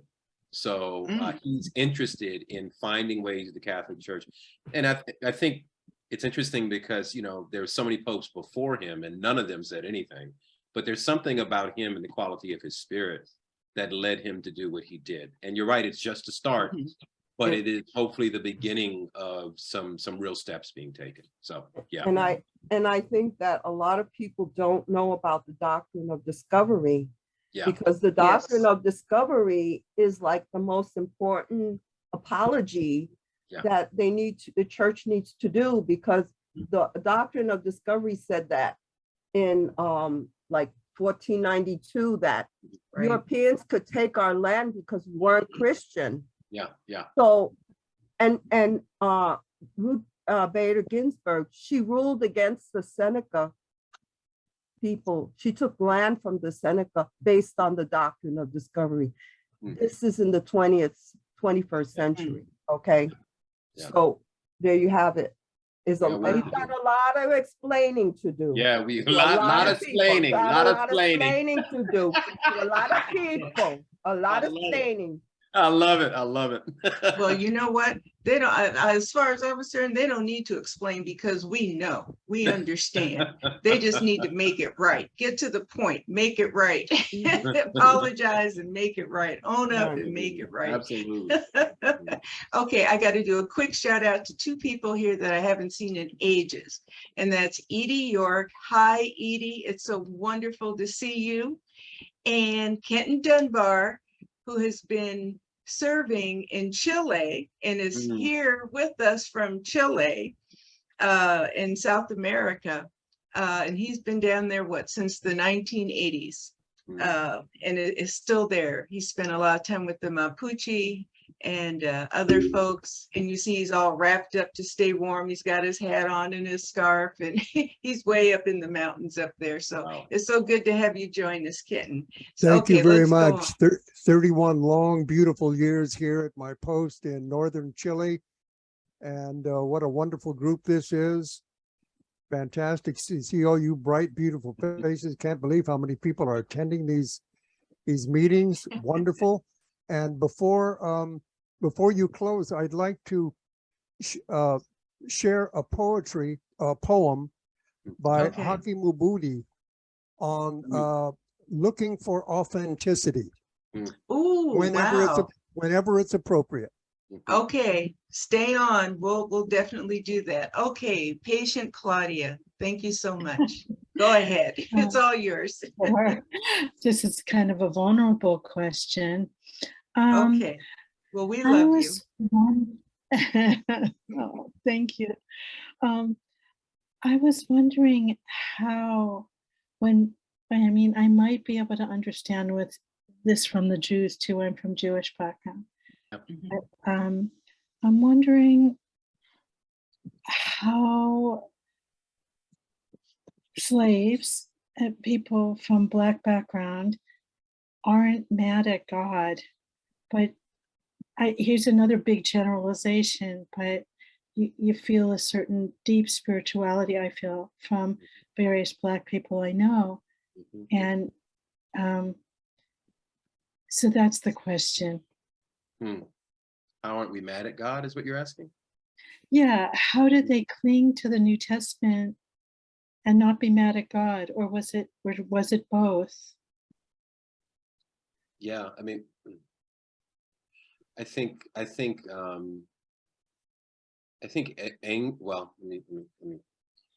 there's a real deeply internalized belief in redemption in the Black community based on our interaction with the Gospels, you know, with the teachings of Yeshua, with the teachings of in the parables. So there's a, you know, and then the tradition, the ecstatic tradition in the Black church, which was really the center of activity and of everything, really, right? Within the context of a nation that shut you out of so many things, and and within the church, that's what we went to for support, encouragement. That's where we went to listen to these stories, to hear about the redemptive power of the teachings of Christ. So that's there. But I would also say that anger is always somewhere around there. Like there's always, it would be a trope, I think, to say that the African-American community does not wrestle with anger. We do. I wrestle with it. I do the way too. that go ahead, were you gonna say? I'm sorry. No, please go ahead. When I talk to young people, and a lot of times they will say, sometimes they will say that I'm angry, or you can tell that they're angry. No. My way of dealing with that or interacting with them when they share that is to, first of all, affirm that they have the right to be angry. Anger is an emotion, just like joy, sadness. It's an emotion. It's in us for a reason. It's there. We can access it for a reason. And if it's associated with an injustice, you have a right to be angry. So the question is not, for me, the question is not whether or not the anger is justified in being present, but what you're going to choose to do with it. And I think historically in the Black community, you know, and there's been exceptions. There's been times when people, when anger been consumed by anger, right? But for the most part, we've relied on our faith and a strong enough belief in the power of redemption that we could take that anger and channel it into constructive protest and community building. So, you know, I think that is, this is what makes the example of somebody like Malcolm X so profound to me. I mean, Malik El-Shabazz, formerly known as Malcolm X, in his life, one can see the arc, the trajectory of transformation, right? Someone who comes from the streets, you know, has in his teenage years, has a lot of experiences in the streets where he's getting involved in petty crime, those sorts of things, goes to prison, interacts with members of the Nation of Islam, becomes a Muslim, a believer in Elijah Muhammad. Everything, you know, so much of that theology, that theology, which is an offshoot of Islam, and has certain things in common with Islam, but has a lot of things that are not in common with Islam. He becomes a proponent of kind of Black nationalism, separation of the races, all that sort of thing. And then he goes on pilgrimage to Hajj. You know, he goes on Hajj, and then he has a transformation while he's on Hajj. It's the first time that he interacts with white people, people who would be considered white in the West. And the feeling that he gets is a true sense of brotherhood within that community while he's on Hajj. And it changes something in him. So that the anger that he felt, and I don't think Malcolm ever completely lost his anger, but he was able to make this beautiful, exquisite transformational arc that allowed him to move from this stage of development to this next stage of development. Still fully himself, but the self he had evolved into becoming. A fuller sense of his humanity as being not separate, but tied to the humanity of others, because he had a corrective experience on his Hajj and was interacting with people with white skin in a very genuine, loving way for the first time in his life. It was an impingement on the theology that he had learned for the Nation of Islam, which is about separation. That personal interaction with those white Muslims in that context was an impingement on that theology. He had to either make a change or he was choosing to be stunted for the rest of his life. He had the courage to change and transform. So that anger component became integrated into his being. It kind of fused with that example of love that he saw, and then it transformed him in a way that allowed him to be a fuller measure of himself and to see himself connected to the rest of humanity in a very deep way. So, yeah, does that answer the question? I know I went a long way around, but did I get to it? Yeah, I just was wondering what redemption really means, and did people feel that is Jesus part of that Jesus would redeem them, and they saw him suffer, and they knew his suffering? Martin Luther King used to say that unearned suffering is redemptive. Martin Luther King, he used to say that unearned suffering is redemptive. And I think what he meant when he made that statement was that he was linking the suffering of the African-American community to the suffering of Christ on the cross. And he was saying that Christ's suffering was unearned, but he was redeemed through the transfixion, right? In the same way that people who are unjustly persecuted, but do not choose to become the very thing that they hate, right? Do not choose to become like the oppressor, the people who are subjugating them. They choose a different path. There is a redemption, there is a redemptive force, you know, that is attenuated to that choice. That is birthed. Go ahead, what were you gonna say? Maybe his teachings on forgiveness were part of it. Like, we didn't have that in the Jewish tradition. Yeah. That was evolution with Jesus. Could you go on? Yeah. And you know, I don't, it's interesting because the Baha'i Faith is really interesting. The Baha'i Faith foregrounds justice. Baha'u'llah says that the tent of civilization is fixed up by the pillar of justice and not forgiveness. So justice has to come before forgiveness, you know, or it's more important than forgiveness in that context, in terms of holding up the tent of civilization, right? It's justice. So now what that looks like, right, depending on the situation, you know, can vary. But that pursuit of justice, that quality of justice, that virtue of justice, that spiritual law of justice, right, is foregrounded within the context of the Baha'i Faith. And that is something that is very comforting to African-American folk to indigenous communities? Because for so long, people what will happen is you get in these conversations, or you get in situations of people, you should just forgive, you should just, you know, be like Martin Luther King and just forgive. And I'm like, these people have no understanding of who Martin Luther King was. That's the first thing I say. And they don't understand the moral principle of justice as being a foundational, it's the Rubicon you have to go through in order to get to forgiveness. I have to predicate forgiveness on justice, right? So it's like I can forgive you, but I can forgive you, but that doesn't necessarily mean we're going to have a relationship. If we want to get to relationship and trust, that's about justice work, you know. And that's a very different kind of construct than what we have been accustomed to, particularly when people want to neuter the conversation about the issue of race and multi-generational injustice. And they neuter it by saying, well, you should just forgive, and it's all about love. And it's love is there, but, you know, love undergirds justice. You know, seeking justice is a loving act. You know, that's love in action, you know. So yeah, that's my understanding. I could completely be wrong, but that's my understanding. So thank you. There's a lot to digest. Thank you.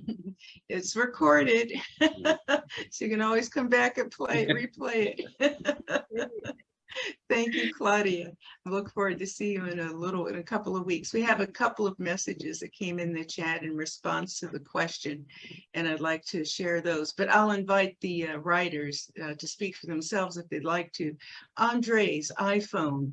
Andre, did you want to share your comment yourself? Here he comes. Or I can share it for you, entirely up to you. Sometimes people would just rather write. I can, yeah. Okay, go ahead, Andre. Sorry, I'm just in a home here and lots of people are going to bed, so I'm trying to find refuge in a spot where I don't wake everybody up. And I didn't think I would be put onto this spot here, but I just was gonna say hi. I'm actually at my parents' house in London, Ontario, Canada. Okay. So nice. Welcome. I'm born in Detroit, so. Okay. All right. But From the I've hood. grown up here in Canada. So yeah, all I did was I don't have a lot to say on it, but there was an individual whose book I read last Christmas. Anthony Ray Hinton. The book is called The Sun Does Shine. And, you know, I discovered something about myself and about that book in reading that book is, you know, it's the first time I've ever read a book cover to cover. And I used to think I didn't read books cover to cover because, you know, I just couldn't read books. But the reality was the reason I read that book cover to cover was because it was fully authentic. And the individual's experience was so captivating and so real that you'd only put the book down to go verify the facts and to see, wow, did this actually happen to another human being? And you know, when the question was, why are not African people mad at God? It made me think of an interview I saw with him where this gentleman was 29 years on death row, framed by, you know, these judges and DAs that get elected that are more concerned about their popularity than they are about meeting out their duties and being just, and finding, you know, an easy target essentially is why he was on death row for 29 years. And they asked him, aren't you bitter? Why aren't you bitter? If you see him interviewed, he's smiling. He's the most calm and smiling person. And he was able to say his answer is bitterness kills the soul. You know, just calmly, bitterness kills the soul, which, and I think it embodies everything that you said. That doesn't mean he's not seeking justice. He fought for justice, and we're all still fighting for justice. But yeah, I mean that he's a hero to me. So that's when I read that. So anyways, I didn't expect to share here, but thank you for inviting me. No, Yes. thank you for sharing. Beautiful. Thank you. Yes, thank you for coming up, and we love to see the face and hear your voice, and much better than me reading everything. Thank you so much, Andre. That was a great contribution to this evening. Let's see, we have another comment here. Let me see, I'm scrolling again. Okay, from Linda S. She says, could that be a lesson again to the question about the same question about the relationship to God, being angry with God. Could that be a lesson for us now to focus on the revelation to guide us and get us through this transformative time? It seems so meaningful, and I don't want to miss this point because we need to look to the African-American experience for strength as a module, and that's a question that she's posing there. And we can come back to that later. Let's see. Oh yeah, she said she didn't need to speak. Okay. And she goes on to say, Baha'u'llah says the two pillars of justice are justice and fairness. Forgiveness is from God. And I think that's a pretty close quote, full quote. Okay. So let's see here. Carla, another long time no see. How you doing?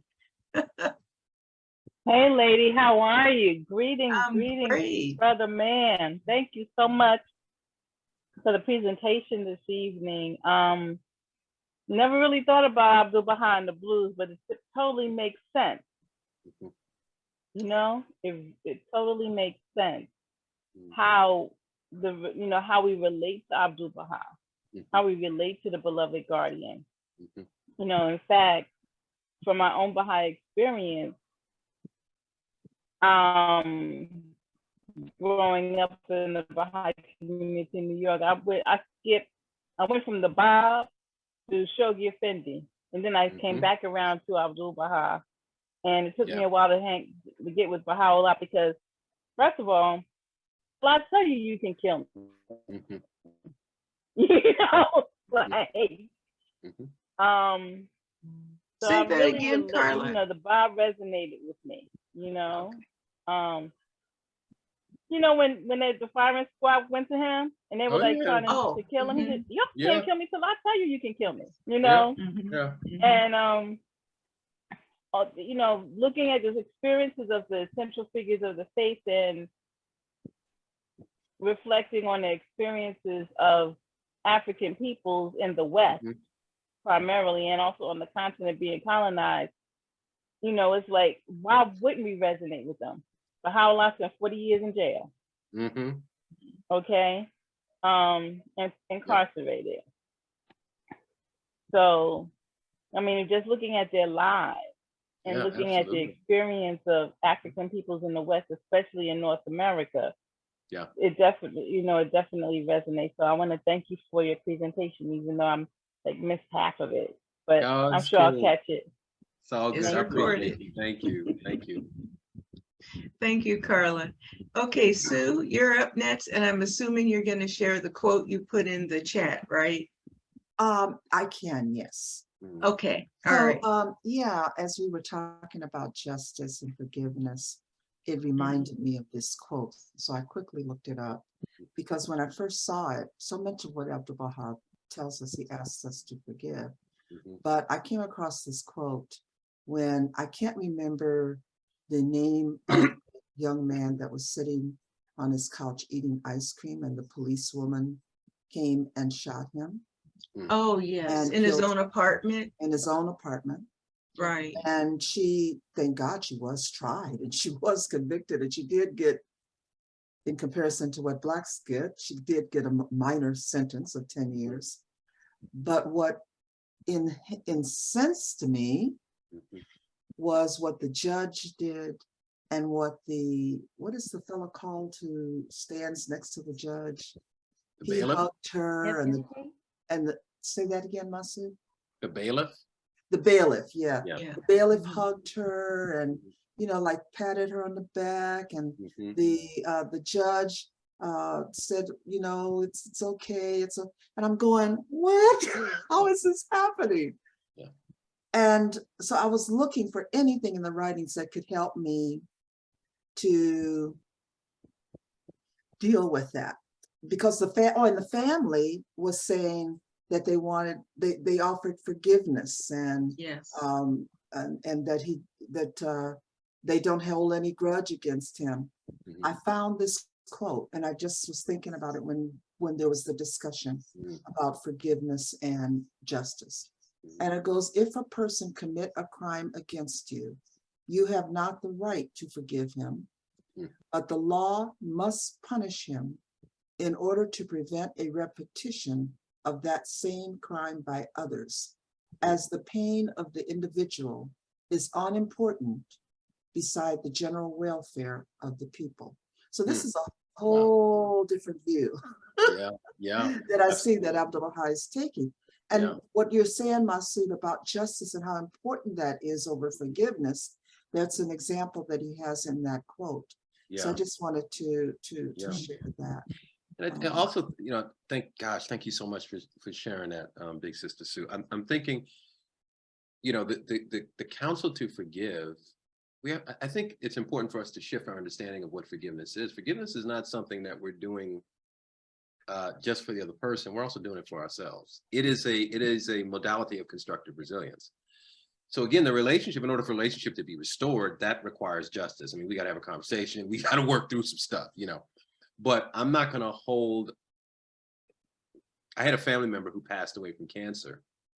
And one of the things that was, they had a hard time forgiving some core members of their family. And I kept telling them as they were going through this process of being, you have to forgive. Not for them, for you. Yeah. And they found out that cancer now is tied to resentment and anger. It is. Oh, really? It absolutely Wow. is. Yeah. Wow. So really there's a physiological aspect of this dimension. So I think Abdu'l-Bahá in his wisdom is saying, look, this is for you. You have to let this, go for you, and God will take care of God will take care of the real forgiveness or the heavenly forgiveness, but you got to put this burden down for you. The resentment, the anger, whatever it is that you're dealing with, you have to let it go for you, Yeah.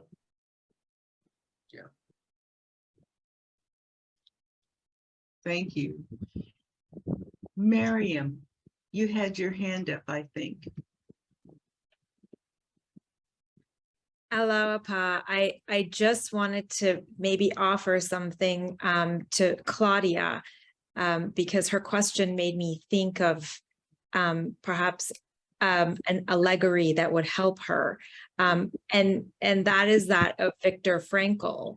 And I'm sure so Viktor Frankl, who is the psychiatrist who was in Auschwitz, lost his entire family in the Holocaust, and he created this psychiatric, well, he's a psychiatrist, but he created logotherapy, which is this idea that there's between stimulus and response, there's a space.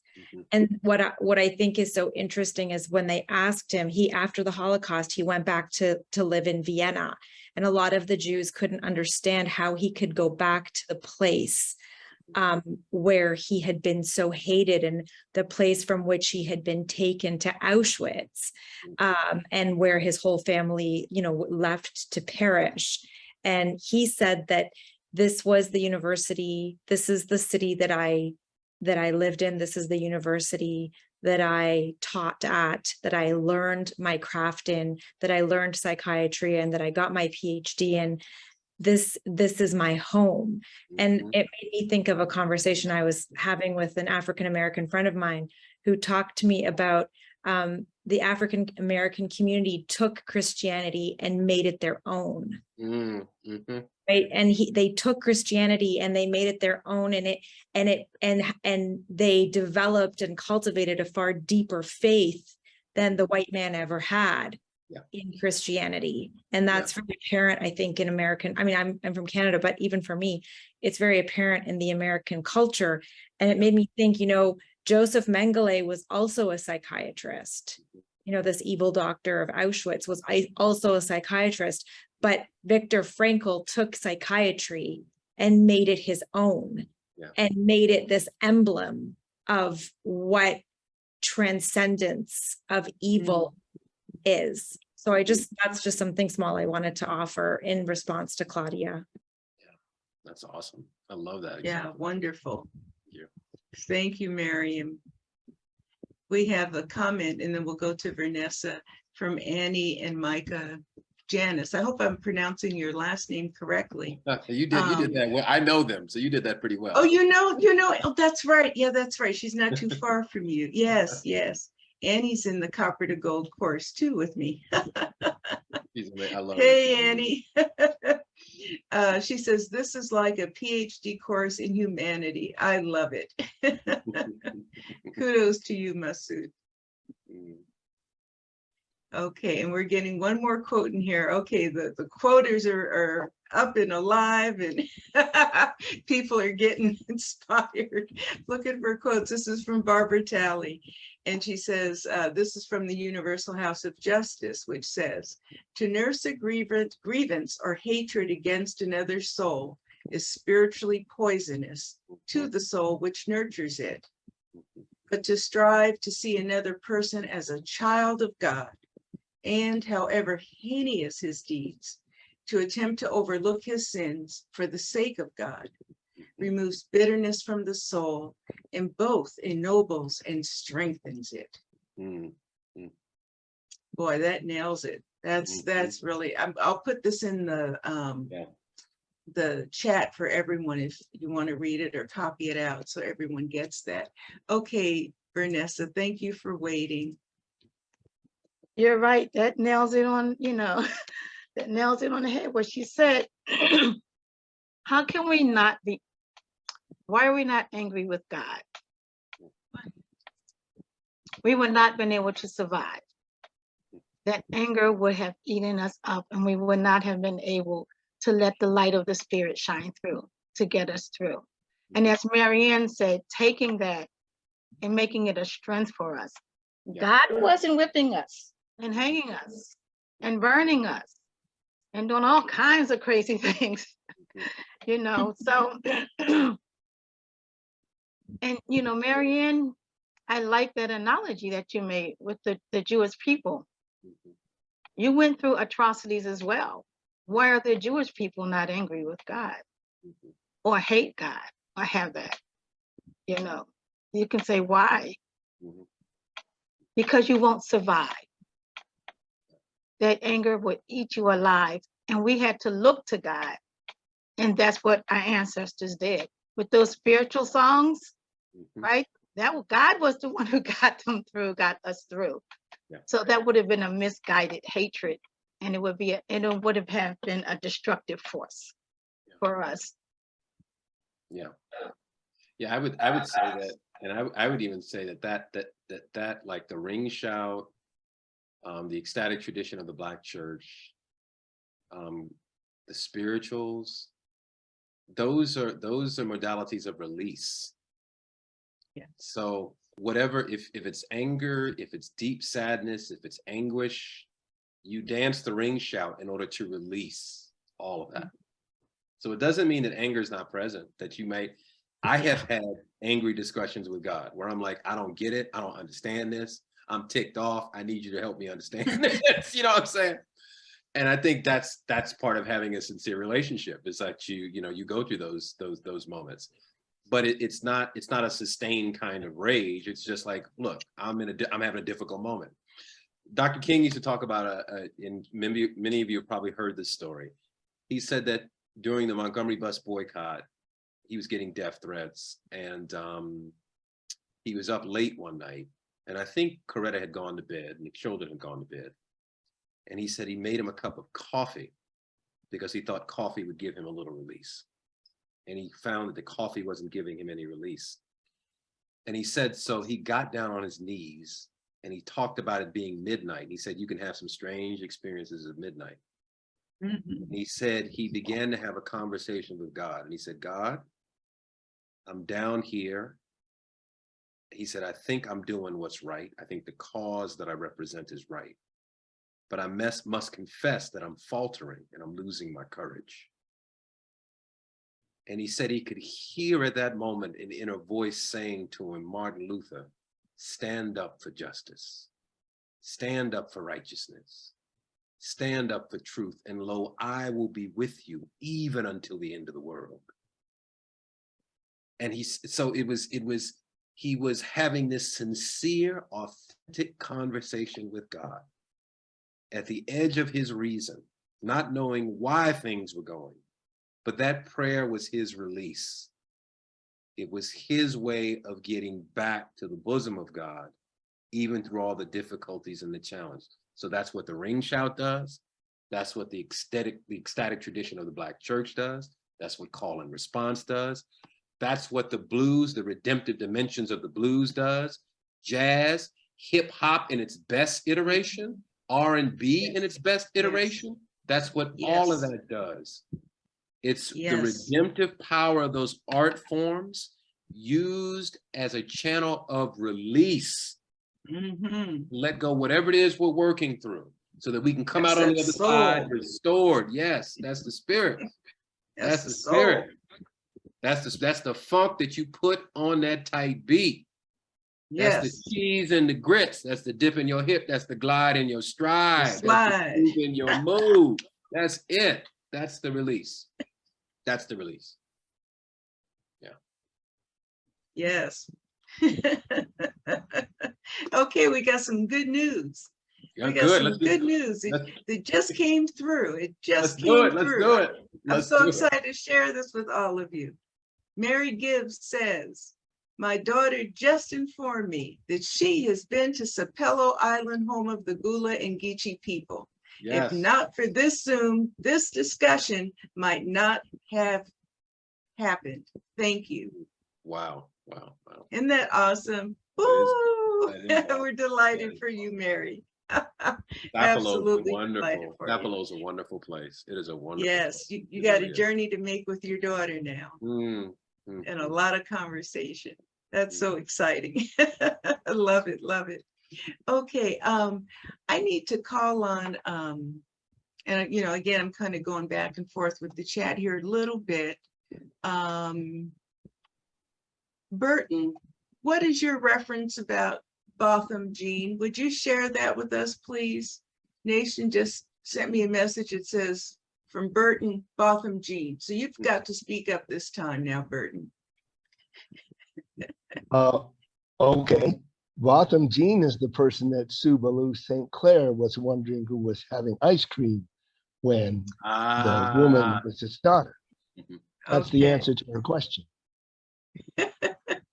That's why it pays to have a master historian on site on the premises. Because stuff falls through the cracks. You hit Burton's button. All right, bro, we're a little lost here, brother. We need you to bring it back. I got you 6, brother. Good to see you, man. Good to see you. Thank you so much, Burton. We appreciate all your contributions throughout the evening and always. I'm still waiting for you to say you're going to come on and, you know, share all your vast knowledge with us. So just dropping a little reminder. It's okay. That's a 2-day event. That's a 2-day event. That's a part 1 and 2. So you better get we can do that. We can do that. No problem. We can do that. No problem. Okay, Barbara Challey. Or is it Radiance? Well, actually, it's both of us here. I just wanted to give credit. I wanted to give Radiance full credit for that quote because she was saying the quote and I said, say it. She says, well, I'll just put it in the chat box and the article that she wrote at Baha'i Teachings. But I did have a comment about this forgiveness. And many years ago, I don't know, 30 years ago, it's amazing when you have to think about your life in decades, which one, you know, as opposed to years. But I was doing a keynote presentation for an African-American Employee Association. There was another gentleman that did the opening keynote. I did the close keynote, and he said something I've never forgotten. And it's about this anger and, you know, how do we deal with it? And he said, maybe we weren't brought here. Maybe we were sent here. Yeah, I mean, that changed everything. Like if you think is okay, we had no power, but in God's grand scheme in this life being, well, as he says, everything in it is worth less than the black in the eye of a dead ant. whether we're here or there and how long, it ceases to have its meaning and value. So I've always thought about that, and as far as the forgiveness, not forgiving is weighty, and it takes a lot of energy. And I've done some, different work on with the neuroscience and stuff through heart math and Psych K and some of the other modalities, appreciative, just some things. But one of the things that I'd learned years ago was from a guy named David Hawkins that did a lot of research on energy and emotions. I mean, like 20 years, different cultures.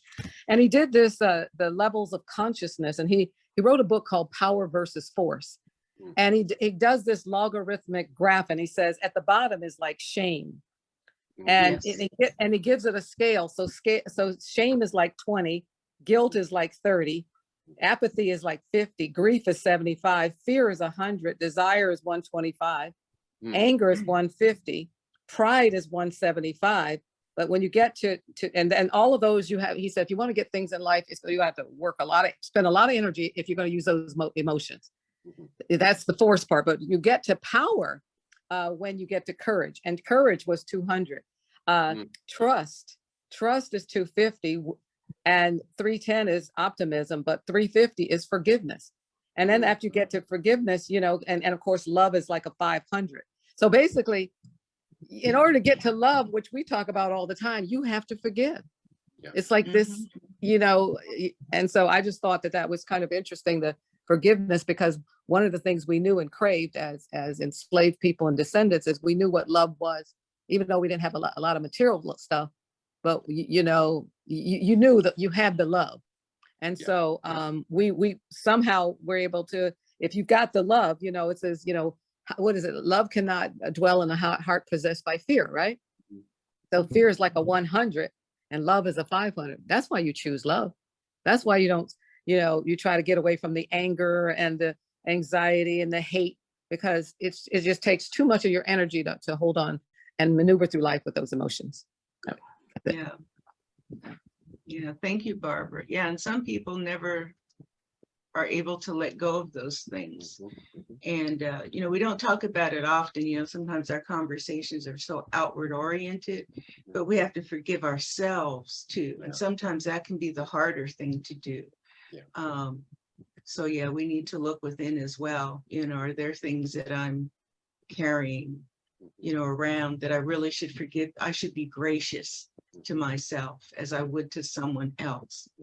And offer myself forgiveness. We need to do that too. Lighten that internal load a little bit. Okay, Elaine. Hey, Elaine, good to see you too. Who's that with you in that picture? Come on, let's see your faces. Oh, you're by yourself. Can't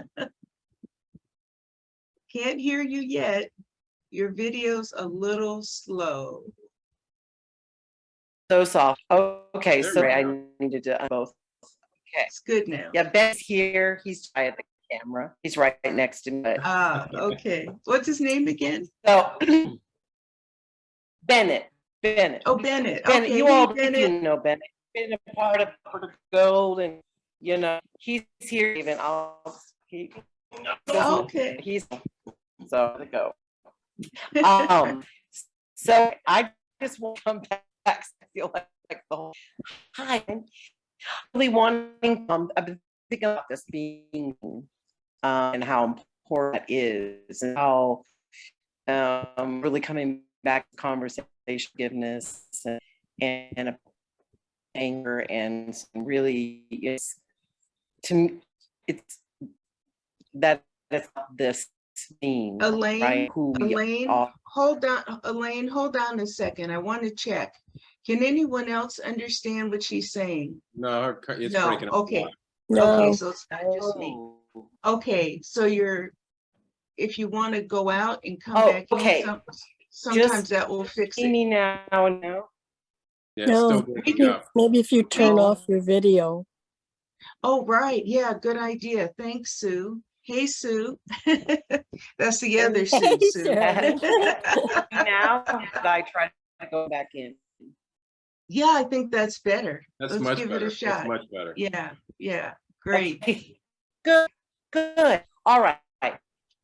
So, been thinking of just this whole thing about being, I don't know, it's called, and just important this to just being connected to the ness and No, Elaine, it didn't And last very long. It didn't last, Elaine. It came back again. Just come close out and come back in. We'll be here. We'll wait for you. Okay. Sounds good. Okay. All right.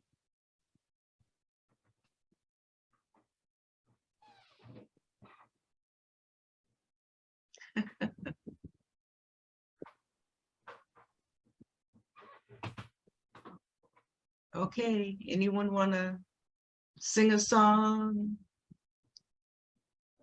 Well, I was just going to clarify for forgiveness. It isn't, I wanted to just make sure forgiveness, I believe in it and I believe it heals and it's appropriate. It's different for everybody. It's just not necessary for justice to take place. That's a divine law. I think that was my major point is that's equated by the divine. And it's important because we have these man-made requirements, you know, and I think that's where we get into a little bit of trouble. But for divine justice, that's different. And I think I don't know if that's helpful or not. I just want to be sure people knew that I believe in forgiveness. And I know it's so good, but we don't have enough of the divine stuff, you know. Right, that's right. Thank you, Linda. Okay, while we're waiting for her to come back, let's bring up Kenton. Kenton, are you still with us down there? You've got some poetry for us? Elaine is back. She can hear it. Let's hear your poetry. Yeah, I wish it were my poetry. Well, your recitation, sir. No, it's some of you might remember there was a young poet back in the 60s that had a little poetry collection called Think Black. And it was a man named Don L. Lee. And he had a conversion with Elijah Muhammad, much as did Malcolm, and changed his name to Haki Mabud Hudi. And his poetry, his art form, is basically trying to inspire Blacks to become authentic. And fortunately or unfortunately, the definition here or the perspective of being authentic, well, it means reaction, right? It means rebellion. And I'm going to share just one of his poems. This was the first one I heard him do this live on public television. And I just, I've been reading it for years and years. I used to use it here in my lit class at the university when we were studying Black Lit. And this is called, But He Was Cool. Or, he even stopped for green lights. Super cool, ultra black, a tan, purple, had a beautiful shade. He had a double natural that would put the sisters to shame. And his beads were imported seashells from some black country I never heard of. He was triple hip. His tikis were hand carved out of ivory and came express from the motherland. He would greet you in Swahili and say goodbye in Yoruba. Woo, Jim, he'd be so cool and intelligent. Cool is so cool, he was uncooled by other niggers cool. Cool, ultra cool. He was bop cool, icebox cool. So cool, cold cool. His wine didn't have to be cooled. Him was air-conditioned cool. Cool, real cool, made me cool. Now ain't that cool? Cool, so cooled. Him nicknamed refrigerator. cool, cool, so cool. He did not know that after Detroit, Newark, Chicago, and company, we had to hip cool, cool, super cool, real cool, that to be Black is to be very hot. Thank you. Love that. Wow. I'm gonna give you a finger snap on that, brother. Yes. That was awesome, man. Thank you so much. Wow. Love that piece. Love that piece. Wow, that's awesome. Thank you, Kenton. Kenton is a literature professor down there, Thank and you. he's very special guy, very special guy. Okay, let's get back. So Elaine, let's try it again. Hello, can you hear me? That sounds good. I'm sorry for all the technical difficulties. No problem. So anyway, just been thinking about going back to this being seen, how powerful that is, and how it's connected to, it feels very much connected to forgiveness and anger, and this, you know, what much of what is being spoken of tonight, and this connection with Abdu'l-Bahá as well, and us being, you know, spiritual beings, and that, you know, that what do we see when we see one another, and what is that? How is that? How does that translate? And whenever, you know, I'm in a book 8 right now, and just, you know, covering the life of Abdu'l-Bahá and his, you know, just how painful a time it was for him, you know, after Baha'u'llah passed, and how he was vilified by people around him, and criminalized even by the government. He was seen as, you know, he even had to stay in prison longer. Of course, he was, you know, admired and just, you know, was this amazing, powerful person. But there were those who clearly did not see him. There were those who clearly saw something very different in his presence. And that how connected that is to, especially when I feel young people, about being seen and what people see when they see them, and how frustrating, and how much despair comes from not being seen as who you are, or being misseen, not seen, and the way in which one sees oneself, and the way in which one knows in who they are in their spirit and their heart. And the power of assisting, you know, the power of shining light on, you know, as pupils, you know, being the light of the contingent world, also being able to see, help one, you know, like this idea, as you know, Masud put so in the sharing of that connection between an older Black man and a younger Black man, and that intimacy, and what that really meant between them, and how powerful that was.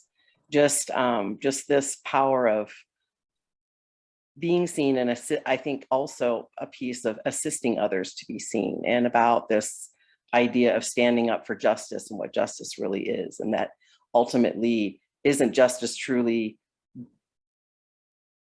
being seen. Justice is seeing the truth, right? The truth coming out and being seen. So just those are the things going on right now in my heart. Just wanted to put that out there and see if there's anyone else who had thoughts about that, and how we could help one another to be seen, how we can help those who are not seen to be seen in the way that God intended them to be seen.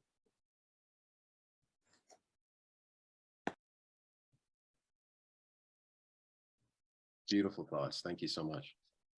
Yeah, thank you. You know, Elaine, you know, the last part of your question makes me think that, well, I think this is a response to see people the way God intended us to see them, right? That's the fundamental question. And I would say that is, we are all engaged in that practice and learning how to do that right now. Yeah. Through any efforts that are about eliminating prejudices of all kinds. Of course, particularly race prejudice, because it cuts across everything, you know, in such insidious and critical ways.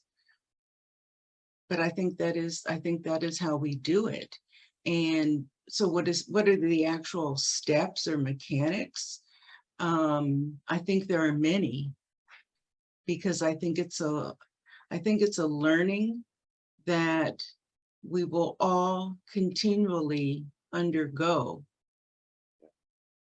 as long as we are committed to doing that and understand the importance of doing so.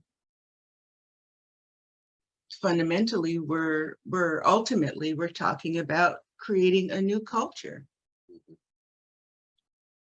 where we recognize the diversity in our unity, right? The same race, but beautifully diverse, wondrously diverse. Whether you are sighted or not, whether your melanin is rich like chocolate or lighter than that. That's what we're doing. You know, that's what this series is about, to have these kinds of conversations, to understand what Blackness, and by virtue of understanding Blackness, what is whiteness, and everything else in between. You know, so it's a very important question you ask. I think we need to ask ourselves that question often. I really do. Somewhere in the writings, and I think in other faiths as well, we're called upon to see the God in us. Yeah. We're called upon to find God in each other when we see each other. Where is the God in you? It may not be on the surface. I may have to search deep. Yeah, when we can start, when our spiritual perception, our powers of discernment are that sharp and clear, yeah, I think we have really made a lot of headway on the issue, you know. And what does it mean to see the God in us? It is that nobility. It is the dust from the stars that we're all made from. It is the vastness of our diversity, which is such a wonderful thing.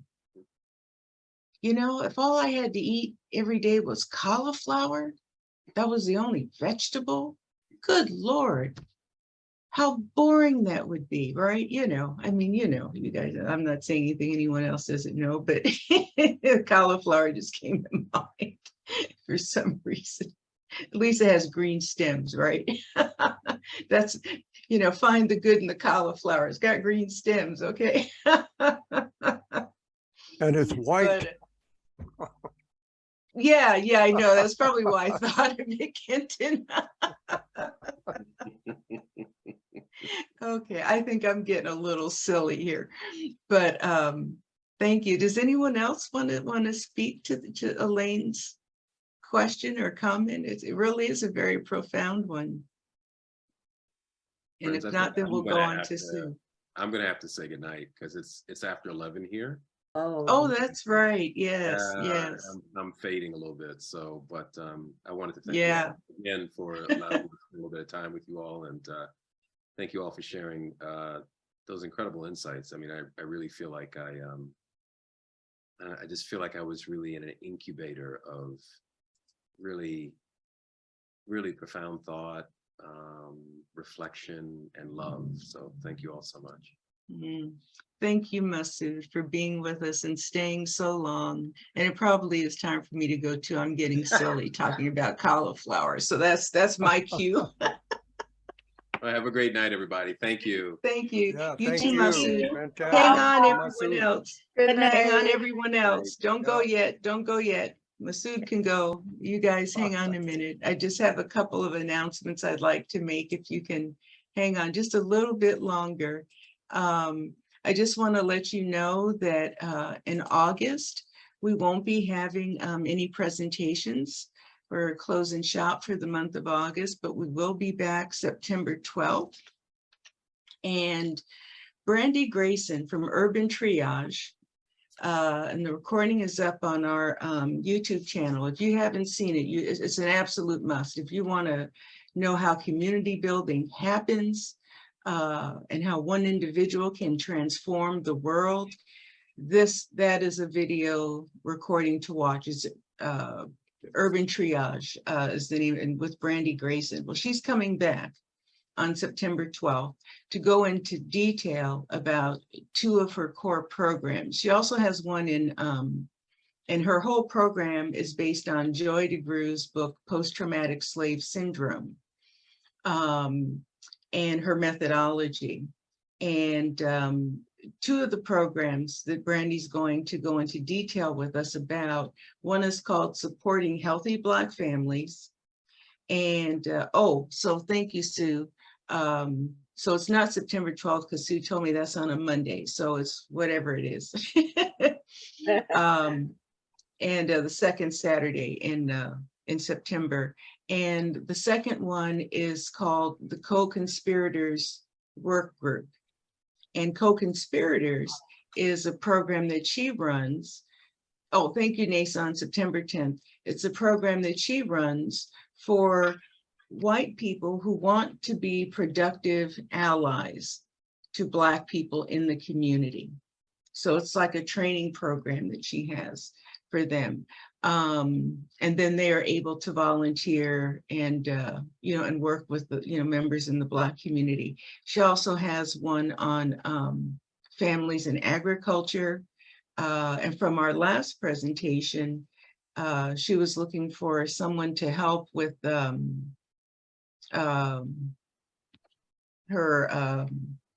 CPA.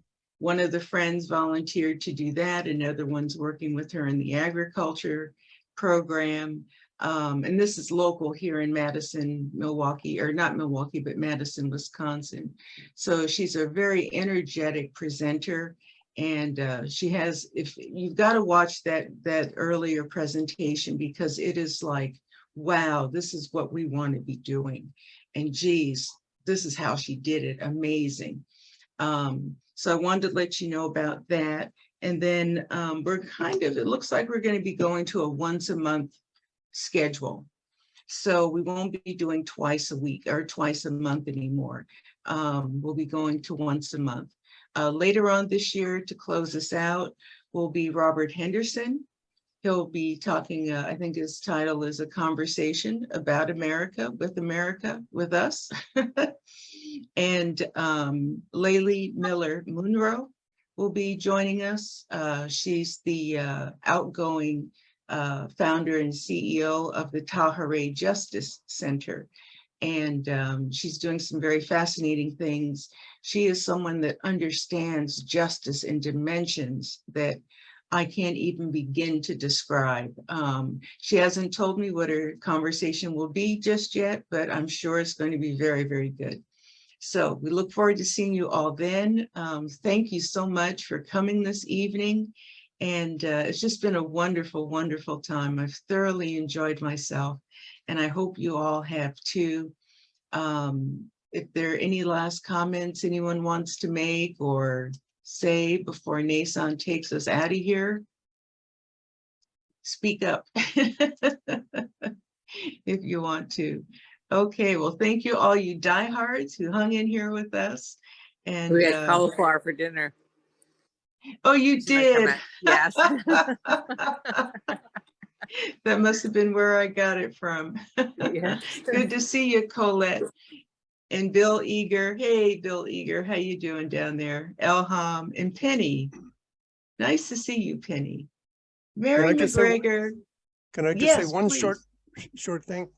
It is very refreshing to hear so many beautiful references to the community building program, the Institute process, because I guess, you know, most of us here, of course, are Baha'is. For those who are not, we are in a long-term process of working at the grassroots, trying to build up communities based on education, moral development, spiritual development, of course.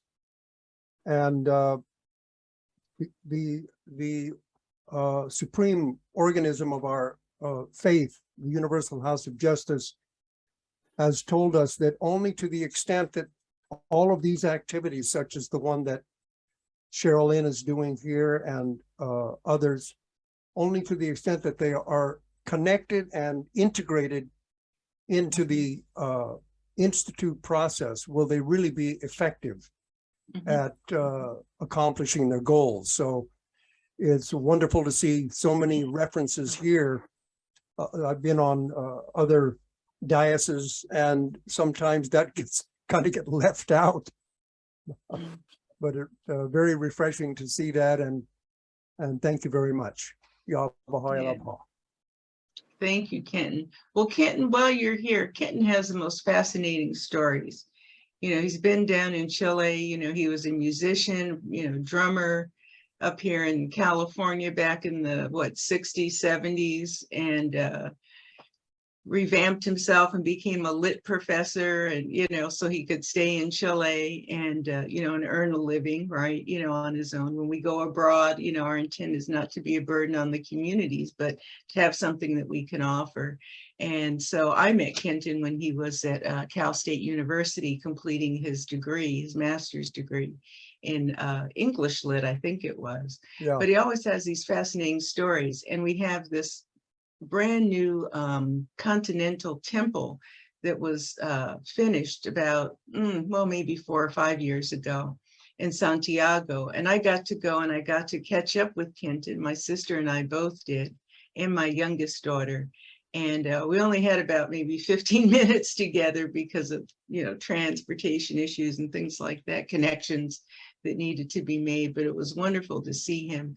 Kenton, what can you tell us about what's going on down there in Santiago? He's also just radio broadcast, and Kenton does a lot. He's a very talented man. Any stories you'd like to share with us? You know, maybe 5 minutes or so.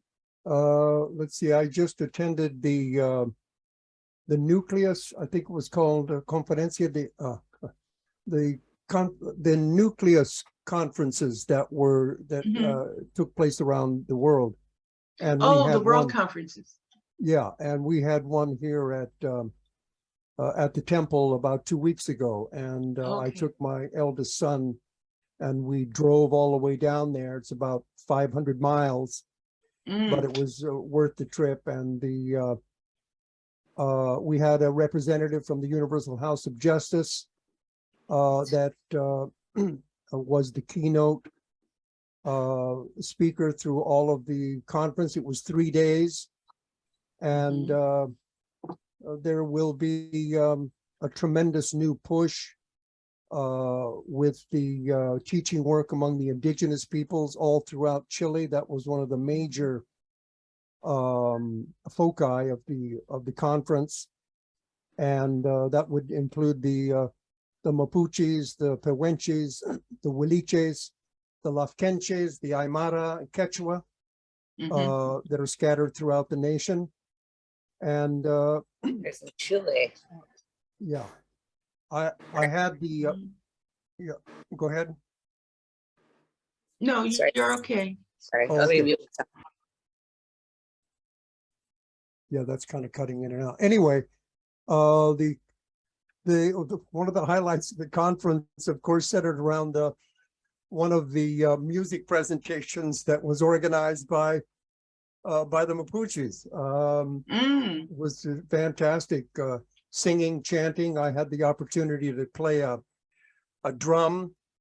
It's called a kultrun, which is kind of the central cultural instrument of the Mapuche people. And boy, it just really got the place rocking. We just fell into one of those kind of hypnotic grooves. And you've got about 150 people all dancing and singing together. The joy and the radiance was stunning. And just as a last entre parentheses, between parentheses, excuse me, I do a little Spanish and English, probably even get some Mapuche language in here in a minute. I snuck up to the temple alone.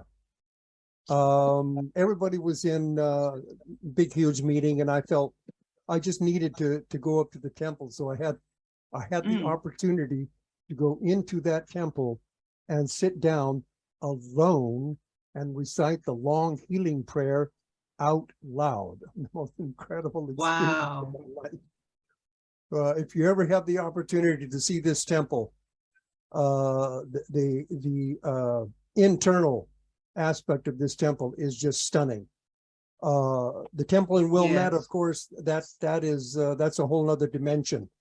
This one is much simpler, but the artistic twists and turns, the textures, the colors, the tones, it's called the Temple of Light. And the way it was built, light shines in from different angles and creates all kinds of interesting panoramas on the walls and on the spirals that go up to the greatest name. It is truly a joy to be able to sit in that temple and say prayers.